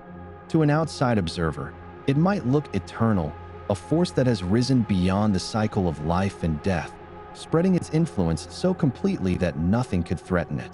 But nothing is truly immune to destruction, not even something that has conquered a galaxy. The difference is in how and by what. If something were to destroy them, it would not be a simple war, an external invasion, or the failure of a single system. It would have to be something vast, something fundamental, something that operates on a level even beyond theirs. Perhaps it is the universe itself, shifting in ways they did not anticipate. If the laws of physics are not as constant as they assume, if dark energy accelerates in a way they cannot counter, if the very fabric of space-time begins to unravel in ways even their intelligence cannot predict, then their mastery of a galaxy means nothing. They may watch helplessly as the cosmic stage they built their power upon collapses beneath them, their technology unable to resist forces that are not weapons, but inevitabilities. Or maybe their destruction is not external, but internal. A civilization that has expanded to such a degree is no longer a single entity. It is a vast, interconnected system, one that may become unstable under its own weight. The same intelligence that allowed them to rise might become their downfall if it fractures, if different factions or intelligences within them reach a state of irreconcilable conflict. If they have evolved into something post-biological, if they exist more as vast networks of thought and energy rather than physical beings, then extinction might not come in the form of destruction, but fragmentation. They may collapse inward, breaking apart into isolated fragments that lose their cohesion, no longer able to function as a unified whole. Over time, their influence fades, their technology decays, and what was once a great galactic force dissolves into nothing but scattered echoes. There is also the possibility of something above them. If they are Type 3, are there Type 4 entities looking down upon them? Beings that do not simply control galaxies, but the fundamental structure of reality itself? If so, then their survival may not be in their own hands at all. They may be nothing more than an experiment, a temporary construct in a universe shaped by something far beyond their comprehension. And if such entities decide that they are no longer needed, no longer desirable, then it may not be war or decay or natural disaster that ends them. It may simply be erasure, a quiet and total disappearance, as if they had never existed at all. Even if none of these things happen, even if they continue on indefinitely, the universe itself is not eternal. The heat death of the cosmos, the eventual fading of all stars, the long, slow decay of all matter and energy. No civilization, no matter how advanced, can escape that final truth. They may delay it, they may stretch their existence across unimaginable spans of time, but in the end, if the universe itself dies, so do they. The only question is whether, before that moment comes, they find a way to leave, to escape into something beyond this reality. If they do not, then even the greatest civilization, one that has shaped entire galaxies, will meet the same fate as everything else. Silence, darkness, and an end no one is left to remember.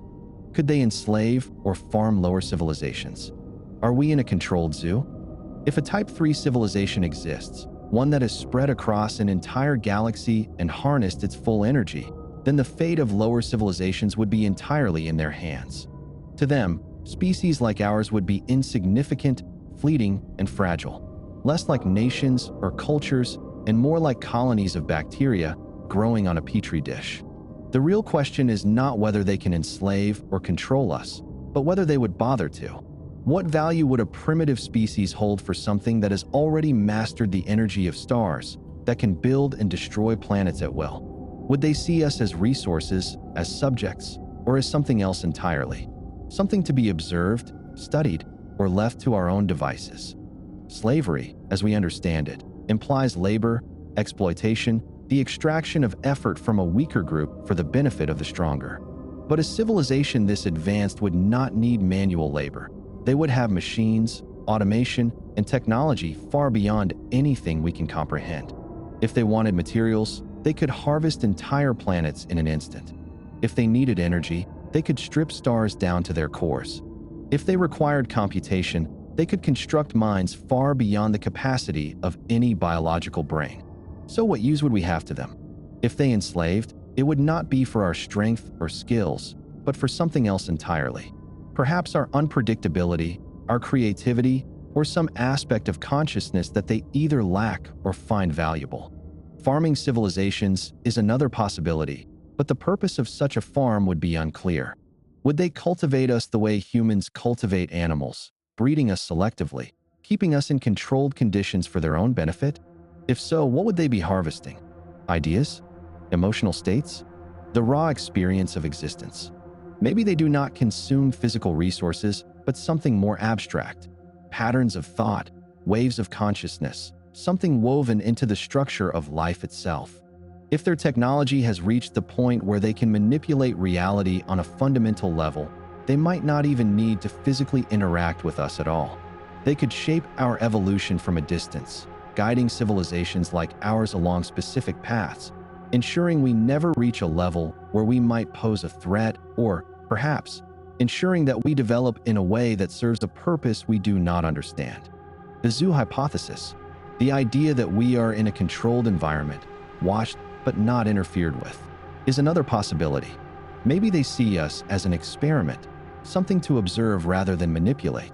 If they are ancient, if they have seen countless civilizations rise and fall, then we might be nothing more than a curiosity, something to be left undisturbed, either out of respect or indifference. But there is a darker side to this as well. If we are in a zoo, then it is not a zoo we built. It is one we are trapped in, and we do not know the limits of our enclosure. Perhaps they have placed restrictions on how far we can go, how much we can learn, how deep we can peer into the nature of the universe. Maybe every attempt to break free, to reach beyond our planet, to understand things we were not meant to understand, is quietly stopped before we ever realize it. If that is the case, then we are not just in a zoo. We are in a cage, and the walls are so perfectly designed that we have never even noticed them. Or maybe they do not need to control us at all. If we are that insignificant, that inconsequential, then they may not enslave, farm, or observe us.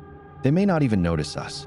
In the end, the scariest possibility is not that they are watching us, but that they are not. That we are alone, not because we are special, but because we are irrelevant, existing in a galaxy already claimed by something too vast, too indifferent, to ever acknowledge us at all. Would they see us as a threat and preemptively eliminate us? If a Type 3 civilization exists, then its perspective on a species like ours would be entirely different from anything we can imagine. To them, we are not rivals, not competitors, not even nuisances in any conventional sense.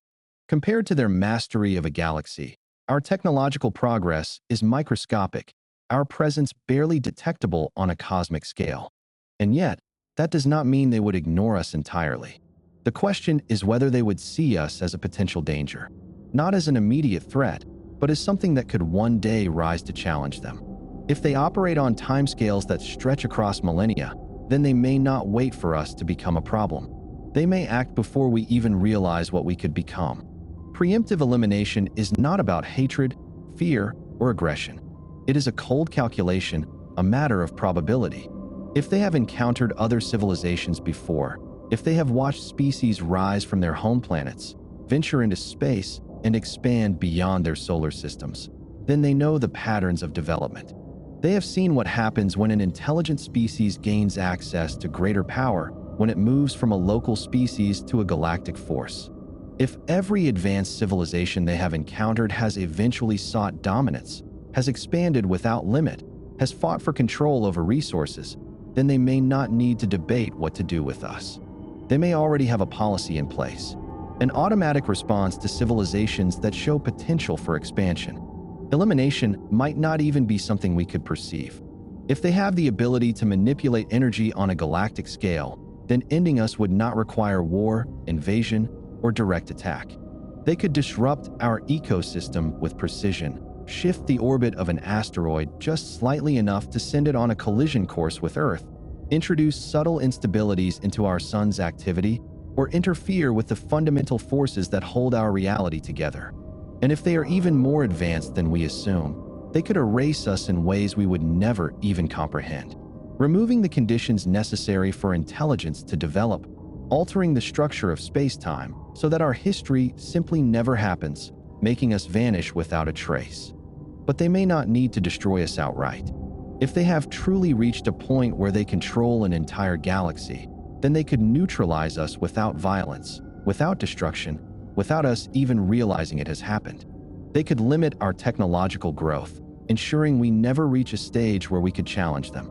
They could shape our civilization from within, subtly guiding our development through indirect influence, creating wars, distractions, ideological divisions that prevent us from ever unifying, ever advancing beyond our planetary boundaries. If they wanted to, they could keep us permanently confined to Earth, ensuring we never develop the means to expand beyond it. There is also the possibility that they have already encountered civilizations like ours before, and they already know how this plays out. If every intelligent species eventually reaches a point where it becomes expansionist, where it spreads without limit and threatens whatever existed before it, then they may have no choice but to eliminate potential threats before they fully emerge.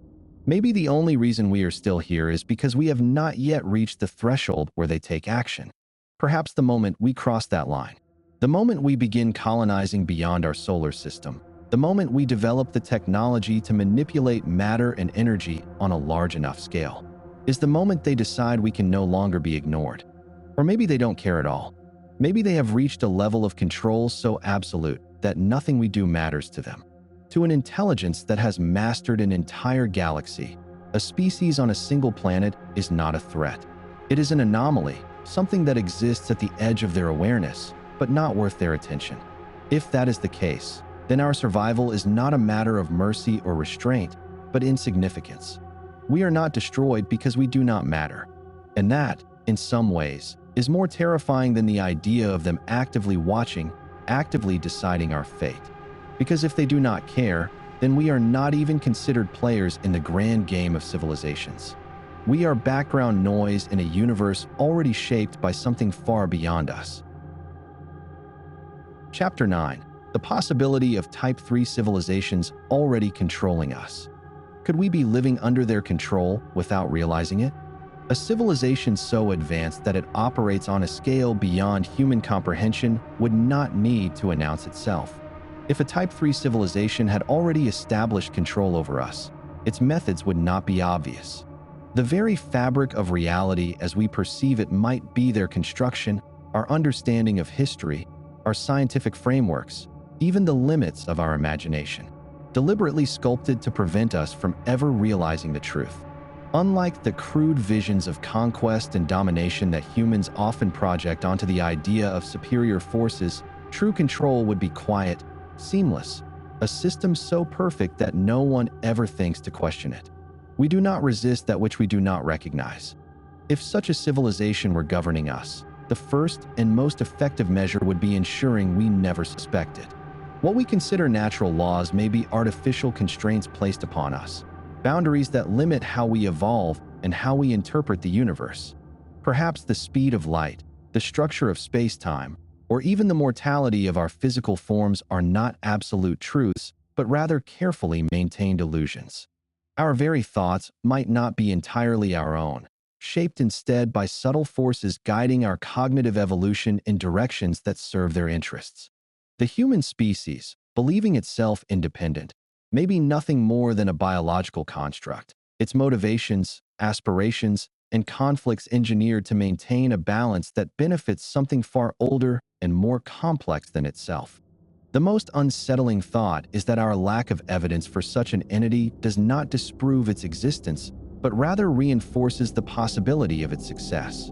We assume that if we were controlled, we would notice, that there would be inconsistencies, glimpses behind the curtain, some kind of error in the system. But what if the very idea of looking for such evidence has been preemptively filtered from our minds? Our language, our logic, even our skepticism might be part of a framework designed to keep us from ever reaching the question in its true form. Perhaps the rare moments of déjà vu, strange synchronicities, or the sense that something is off about reality are not mere tricks of the brain, but the briefest awareness of something vast operating behind the veil. Humans often assume that intelligent beings, especially ones far beyond our understanding, would behave in ways we can predict, but that assumption is an extension of our own limitations. A civilization that has harnessed the energy of entire galaxies would not be concerned with primitive notions of war or conquest. It would shape entire civilizations like a gardener tending to a fragile ecosystem, ensuring the balance remains undisturbed. We could be the product of such intervention, existing not as a free species, but as a carefully monitored project, our history curated, our future predetermined, our choices not truly ours. If we ever reached the point of understanding, if someone, somewhere, stumbled upon the truth, what would happen? Would they simply disappear? Would their realization be erased, their thoughts rewritten before they could even speak them aloud? Or would they wake up to a reality they were never meant to see, suddenly aware that the world they lived in was nothing more than a construct, a well-maintained illusion to keep them from knowing what lay beyond? Perhaps the ultimate question is not whether we are being controlled, but whether we were ever meant to realize it at all. Are they influencing our technological progress from the shadows? If an intelligence far beyond our own has been quietly guiding us, its influence would not come in the form of grand gestures or direct intervention. It would be subtle, woven into the flow of history so seamlessly that we mistake it for our own ingenuity. The trajectory of human civilization, our bursts of scientific advancement, our strange leaps forward in technology, our moments of inexplicable insight, may not be as organic as we assume. We like to believe that our progress is a natural unfolding of discovery, that every invention, every paradigm shift, every revolution in thought is the result of human brilliance. But what if we are merely following a path laid out for us, nudged in the right direction when needed, prevented from straying too far from an invisible course? The idea that sudden accelerations in human knowledge could be externally influenced is not as far-fetched as it seems. History is filled with moments where ideas seem to emerge too quickly, breakthroughs occurring in rapid succession as if the pieces of a puzzle were being placed just ahead of our understanding. The Renaissance, the Industrial Revolution, the explosion of quantum mechanics in the early 20th century. All instances where humanity seemed to step through an open door, as if guided toward a new level of awareness just at the right time. Could it be that our greatest minds were never working alone, that their genius was, in some way, channeled from a source they never knew existed? Even our failures, our collapses, our self-inflicted stagnation could be part of a design. If an advanced civilization has an interest in managing our progress, it might not want us to move too fast or too freely. Perhaps entire dark ages are orchestrated to slow us down when we approach knowledge we are not meant to wield. Perhaps certain discoveries, the ones that seem just out of reach, the ones we theorize but can never quite manifest, are being suppressed, not through force or destruction, but through quiet, almost imperceptible means.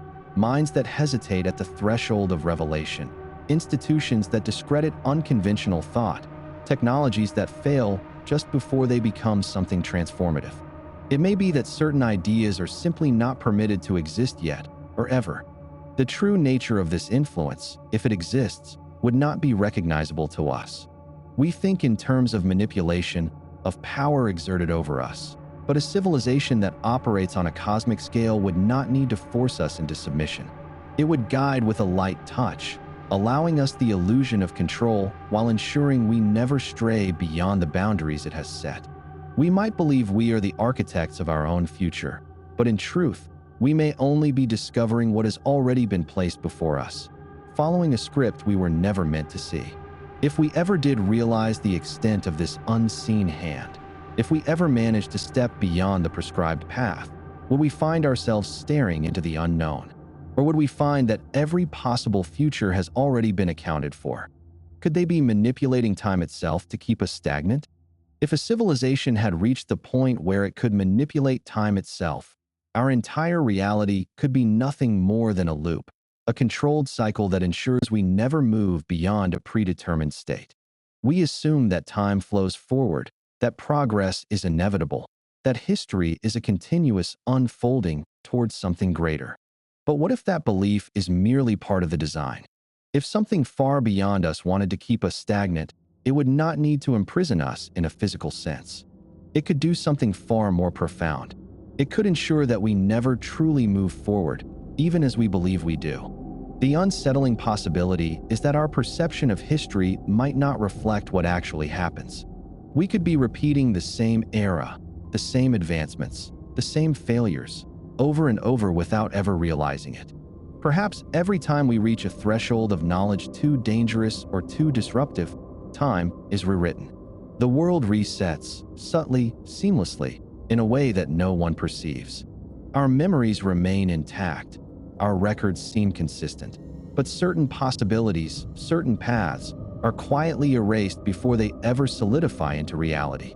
The flashes of déjà vu, the strange feeling that events are unfolding in ways that seem eerily familiar, the moments where time itself seems to stutter.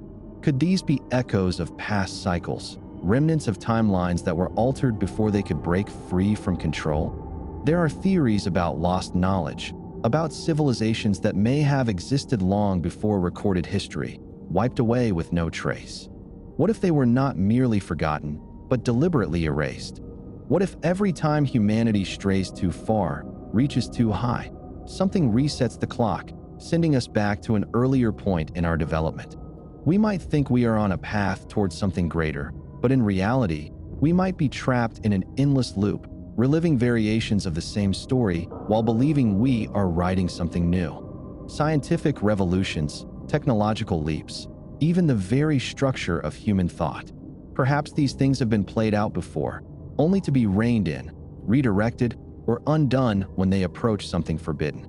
The most disturbing possibility is that we would never know. If our past had been altered, if our future had already been rewritten, we would have no way of detecting it.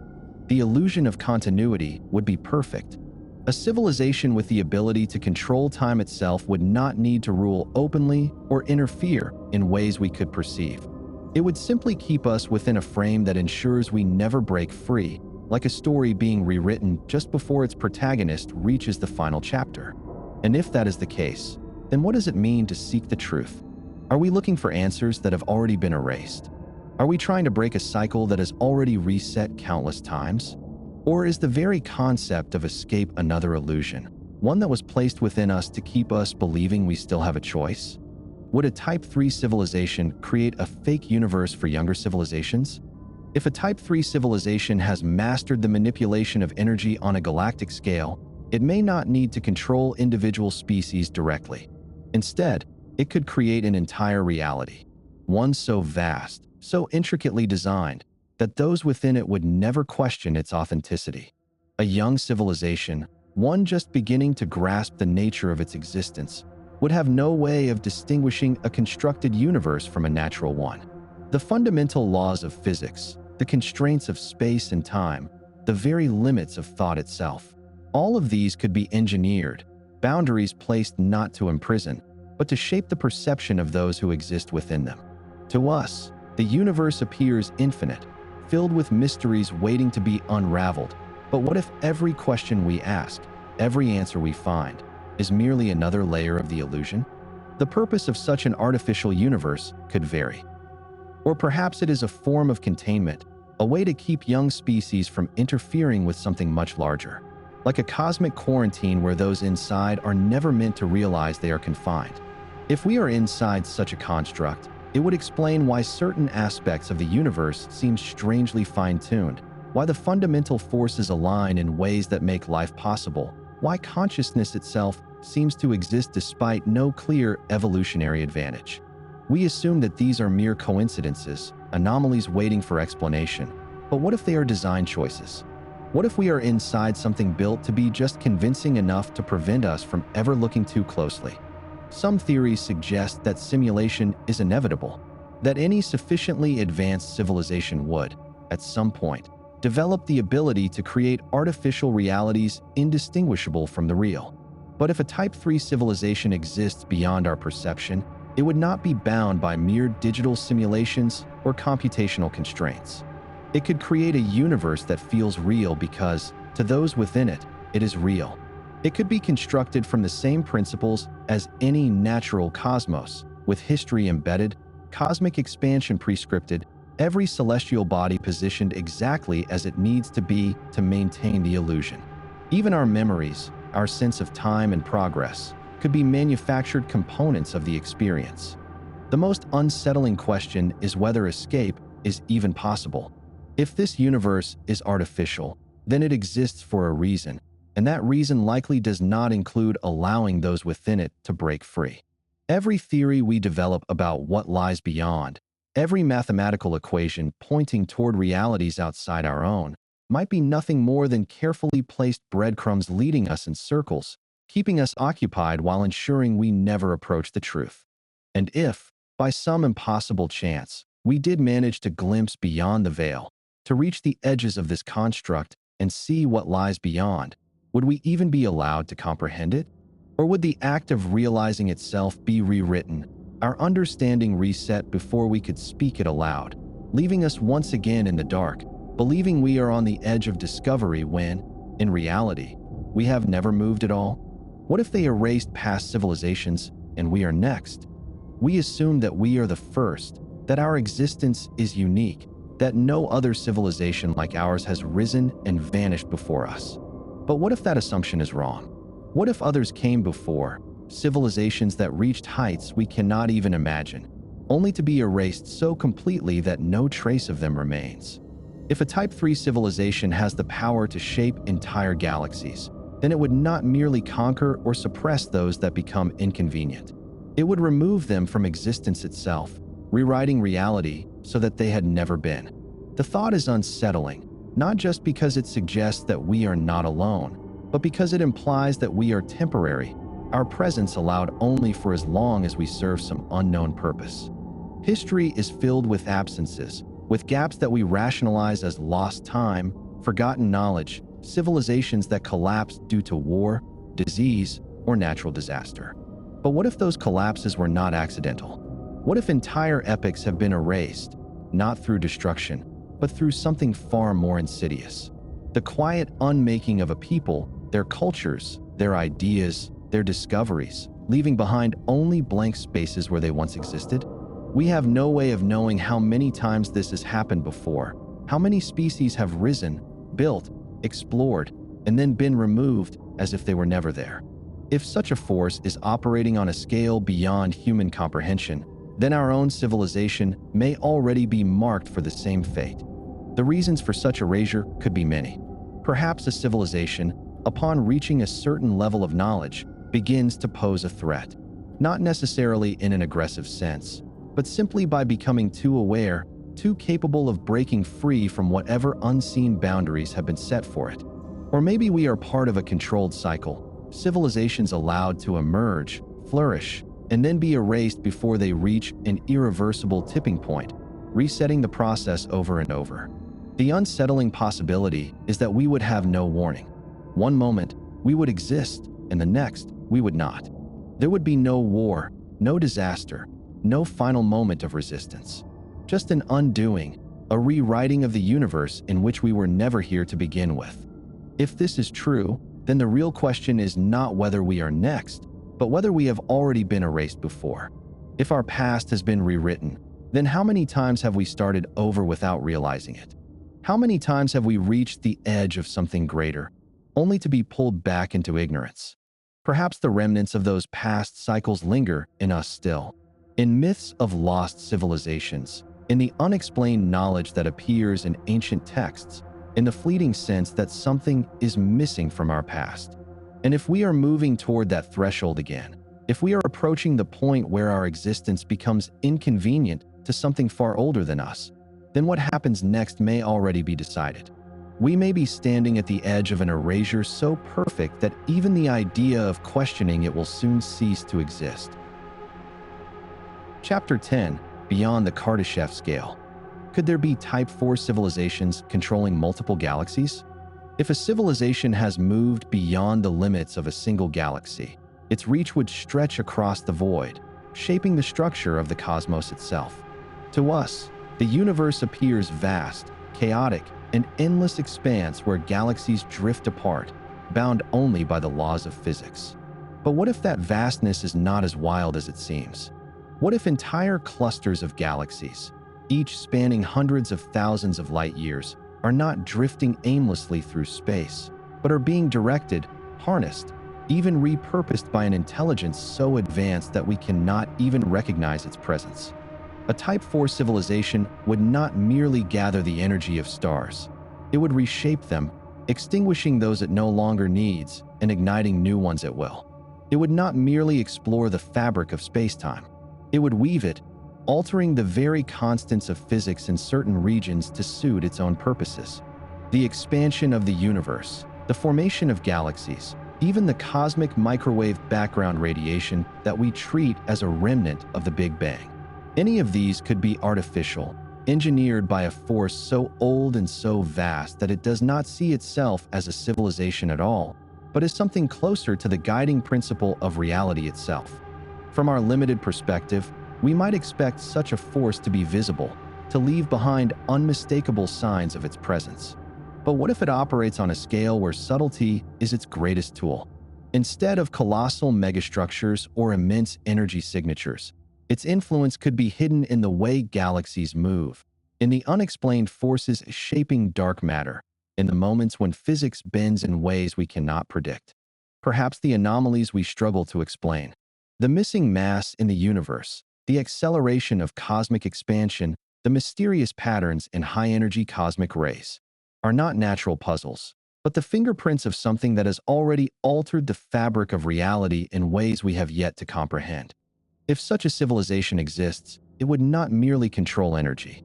It would dictate the very progression of time, deciding how and when new structures emerge, whether certain regions of space remain habitable, and even whether intelligent life is allowed to arise in specific areas.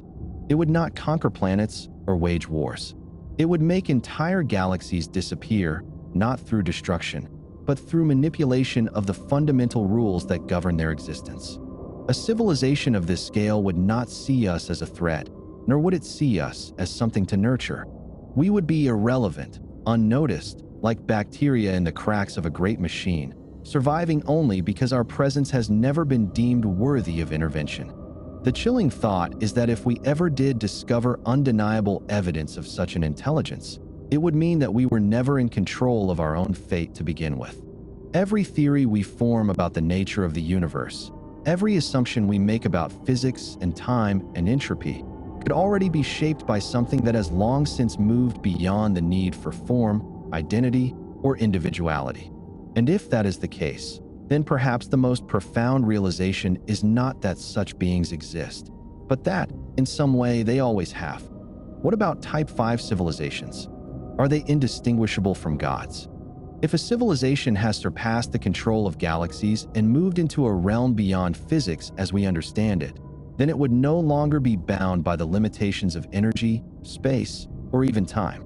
A Type 5 civilization would not merely harness the cosmos. It would exist outside the structures that define it, slipping between dimensions, rewriting the very fabric of existence. To beings like us, such an intelligence would not appear as an empire or an entity, but as something indistinguishable from the forces we once attributed to gods. Not because it would desire worship, but because our minds, locked within the confines of biology and linear time, could never comprehend its nature in any other way.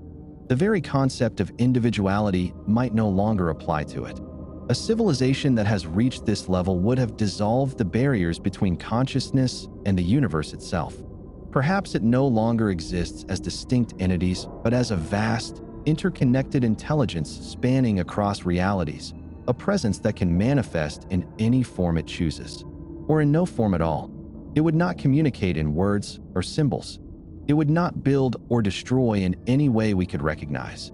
Instead, it would shape the fundamental nature of existence itself, deciding the structure of dimensions, altering causality, even creating or erasing entire universes at will. If such a civilization exists, then the very reality we inhabit might not be the result of natural forces, but of its design. The laws of physics that seem so absolute to us could be nothing more than parameters set by an intelligence operating on a level so far beyond our understanding that we cannot even perceive its presence. Every force we study, gravity, electromagnetism, the strong and weak nuclear interactions, could be intentional, placed like threads in a vast, incomprehensible tapestry, holding together a reality that was never truly random to begin with. And what if it watches us, not as an observer, but as something that has shaped the very course of our existence? Perhaps every moment of inspiration, every unexplained leap in consciousness, every fragment of myth or divine revelation is nothing more than a whisper from something we cannot see, nudging us toward an outcome we will never fully understand. Or perhaps we are simply an accident, an unintended side effect of a reality built for some other purpose. A purpose so distant from our own experience that we could never grasp it even if we tried. The most unsettling thought is that there would be no way to know. A civilization at this level would be so far beyond us that it would not need to hide. It would be indistinguishable from the background of existence itself, shaping the cosmos not with machines or technology, but with the effortless will of something that has become the very foundation of reality. If it exists, then we do not live in a universe. We live in its creation, and perhaps, without ever realizing it, we have been speaking to it all along. Is there a final limit to civilization, or is progress infinite? If progress has no ceiling, then civilization is destined to stretch endlessly forward, reinventing itself again and again, transcending every limit, breaking through every barrier, forever climbing towards something higher. But if there is a final threshold, a point beyond which nothing more can be achieved, then the entire concept of advancement carries an end date, an inevitable moment where even the most powerful intelligence must face the stillness of completion. The question is not just whether such a limit exists, but whether any civilization that reaches the edge of possibility would even recognize it as an ending. Or if, by then, the very idea of progress itself will have become meaningless. From our perspective, everything seems to have an endpoint. The universe itself, as we understand it, is governed by entropy, a slow march toward disorder, an eventual collapse into a state where no further work can be done, no thought can be had, no new forms can emerge. If no force intervenes, if no higher structure reshapes reality to prevent it, then even the most advanced civilization will eventually face the unraveling of all things. It could harvest entire galaxies, restructure time itself, manipulate energy in ways that appear divine, but unless it can break free from the very fabric of this universe, it will ultimately share its fate. Perhaps the highest achievement is not the expansion of knowledge, but the escape from existence as we know it. A transition from this universe into something beyond space, beyond time, beyond even the need to expand. But what if that escape is just another stage, another beginning? If intelligence can evolve to a point where it no longer needs matter, no longer needs energy, no longer exists within any known dimension, then it might never truly stop evolving. It might become something that continuously reshapes itself, breaking out of universes like cells dividing, each reality giving birth to the next, endlessly fracturing, endlessly expanding. Maybe that is the real nature of existence. Not a straight path, not a final destination, but an endless recursion, an infinite cycle where every civilization, no matter how advanced, eventually becomes the seed of another. And yet, there is something unsettling in the idea that progress never ends. If nothing is ever final, then no form of intelligence ever truly rests, no civilization ever finds peace. The endless pursuit of the next stage, the next layer of existence, might itself become a form of imprisonment, an eternal hunger for something that will never be reached. Perhaps that is the final question. Is true progress the ability to move forward forever, or is it the ability to finally stop? Could advanced civilizations escape the heat death of the universe? If the universe is destined to fade, then every star will one day burn out, every structure will collapse into dust, and even the most advanced civilizations will face a reality where no more energy can be extracted, no more light can be harnessed, no more thoughts can be sustained. Entropy is the final tyrant, a slow, inescapable decay that grinds everything into silence. But intelligence, if it is truly limitless, would not wait passively for the cold end of existence. The question is not whether a civilization could escape, but whether the nature of the universe itself allows for an exit. Perhaps the first solution would be delaying the inevitable, restructuring physics in controlled pockets of space, creating artificial energy sources to outlast the collapse of stars. A civilization of this scale would not simply harvest energy. It would generate it, pulling power from quantum fluctuations, manipulating the fabric of space-time itself, stretching out its existence far beyond what nature would normally allow. But even these methods would only postpone the end. If reality itself is winding down, then true survival would require something more drastic.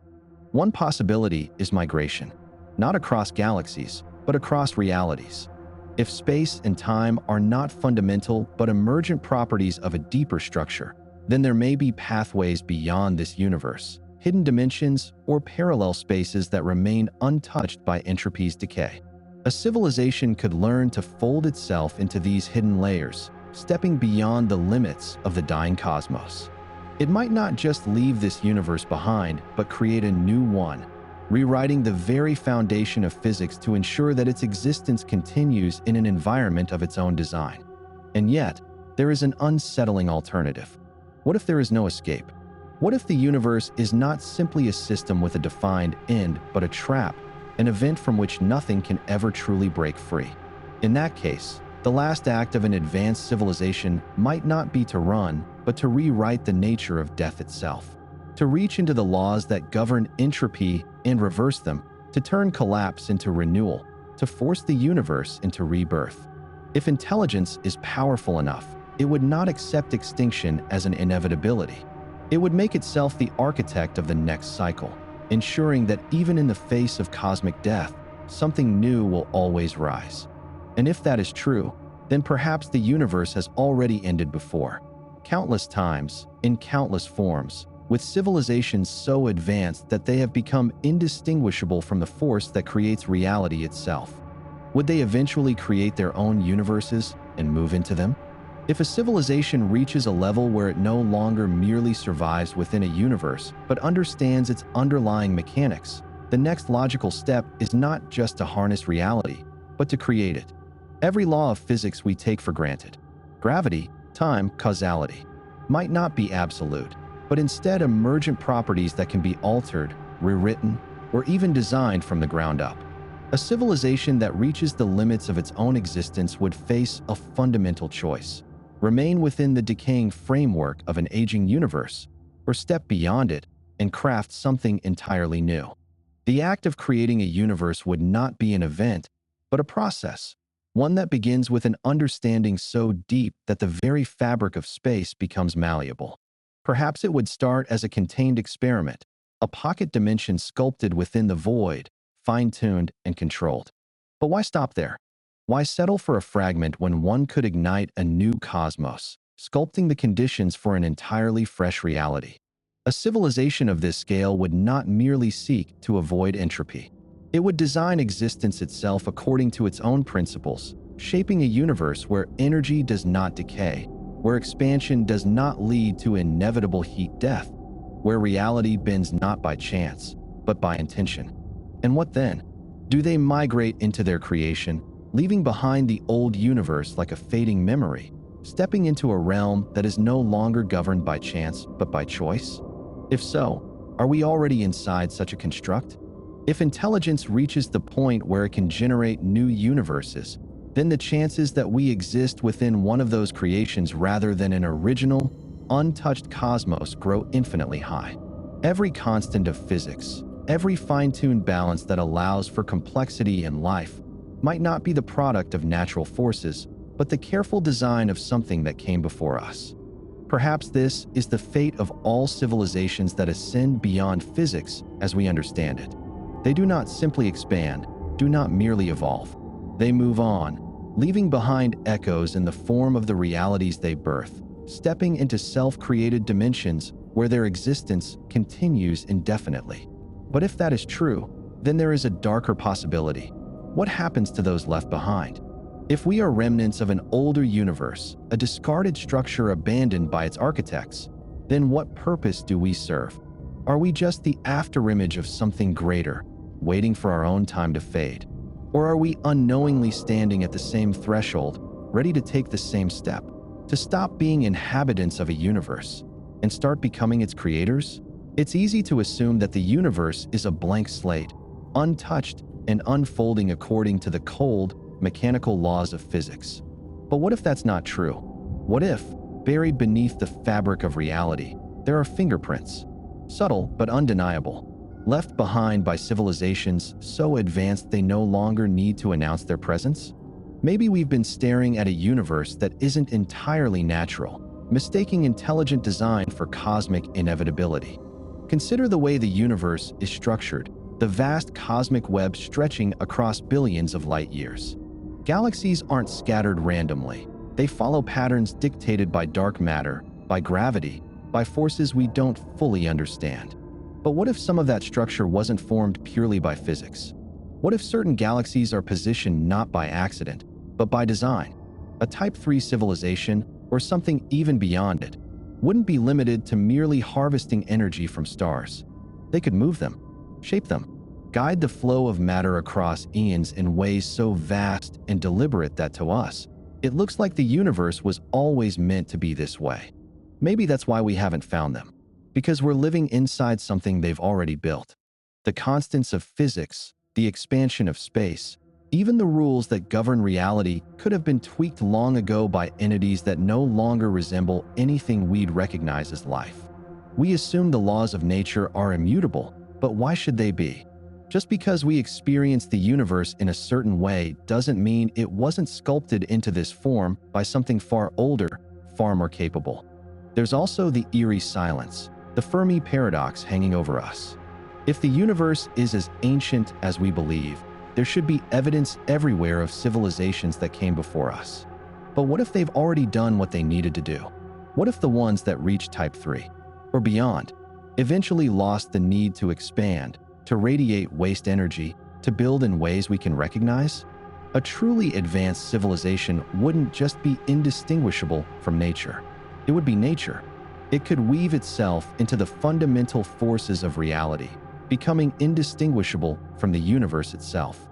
For all we know, we might already be living in a reality that was carefully constructed by minds we will never comprehend.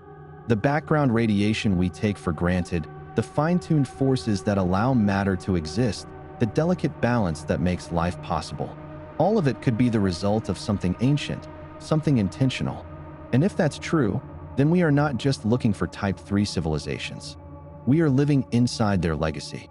What does this mean for humanity? Are we destined to follow their path or remain insignificant? Humanity has always been obsessed with its own importance, constantly shifting between the belief that we are special and the quiet fear that we are nothing at all. We look up at the stars and wonder if our destiny is to join the ranks of civilizations that shape the cosmos, or if we are merely a fleeting spark in the darkness, doomed to fade before we ever leave a real mark. The idea of a Type 3 civilization forces us to confront an uncomfortable question. Do we have the potential to rise to that level, or are we simply not built for it? Right now, we are barely past the starting line. We struggle with problems that a true interstellar species would have solved eons ago. Scarcity, war, short-sightedness, our inability to cooperate beyond the most basic levels. The scale of a Type 3 civilization is so far beyond us that it feels like fiction, something meant for books and movies rather than reality. And yet, there was a time when the idea of flying was impossible, when the notion of walking on the moon was absurd. If we had told early humans that one day their distant descendants would map the universe, bend matter to their will, and send machines beyond the edge of the solar system, they wouldn't have believed it. But progress isn't guaranteed. Intelligence is not enough. If it were, Earth's history would be littered with species that built empires across the stars. Evolution doesn't favor civilization, it only favors survival. The forces that shape life are indifferent to whether we become something greater or whether we destroy ourselves in a fit of self-destruction. We might assume that if we just wait long enough, we will inevitably ascend to a higher state, but there's no cosmic rule promising that. A Type 3 civilization, if it exists, didn't just wait for it to happen. It made the choice to grow, to expand, to reach beyond the limits of its homeworld, again and again, for thousands or even millions of years. And yet, if they are out there, we see no signs of them. Maybe that should worry us. Maybe they hit a wall, an inevitable barrier that prevents any civilization from reaching that level. Or maybe they found something better, something beyond energy, beyond expansion, beyond anything we could imagine. If we are destined to follow their path, we have no way of knowing where it leads. But if we are not, if we remain trapped on our tiny planet, squabbling over trivial things while the universe moves on without us, then we are nothing more than a footnote in cosmic history. The question isn't whether we can become something more, it's whether we ever will. We assume the universe is quiet because we don't hear anything, but what if we've been listening the wrong way? Maybe the silence isn't real. Maybe it's just a trick of perspective, like standing in a dense forest and believing there are no animals because we don't recognize their sounds. We have spent barely a century trying to make sense of cosmic noise, scanning the sky for radio signals, looking for patterns that resemble our own way of communicating. But why would a civilization that has mastered the energy of entire galaxies use technology that we, a species still arguing over fossil fuels, could understand? A Type 3 civilization could be speaking in forces we don't even recognize as language. They might use quantum entanglement to communicate across vast distances, bending reality itself in ways that to us would seem like the whispers of the universe, just another fundamental law of physics. They might have no need for messages at all, existing in a state so advanced that their very thoughts reshape space-time. It's possible that their signals are everywhere, woven into the fabric of reality, and we pass through them every second of our lives without even noticing. Maybe we have seen them, but we mistook their work for something natural. A galaxy with an unnatural rotation, a cluster of stars that should have collapsed long ago but remains untouched. What if those anomalies are the remnants of civilizations that have long since abandoned the need for physical form? Maybe the distant quasars blinking in the void aren't just celestial objects, but the power sources of minds so vast they stretch across entire star systems. Or maybe they don't need a home at all, their existence so far removed from our understanding that they are more like forces of nature than living beings. We assume that intelligent life, if it exists, would want to reach out, that it would announce itself with bright, unmistakable beacons. But perhaps that's just our own arrogance talking. Maybe the universe isn't silent. We are simply too young, too primitive to grasp the ways it speaks. The cosmic signals might already be here, surrounding us in ways we can't comprehend, waiting for us to evolve beyond the need for simple, spoken words. And maybe, just maybe, when we finally understand how to listen, we will realize that the silence was never real to begin with. And that brings us to the end of this journey, one that stretches from the humble energy struggles of our own species to the unimaginable heights of civilizations that might already be shaping the cosmos in ways we can't even perceive. If Type 3 civilizations exist, They are not just powerful, they are forces of nature, rewriting the rules of existence itself.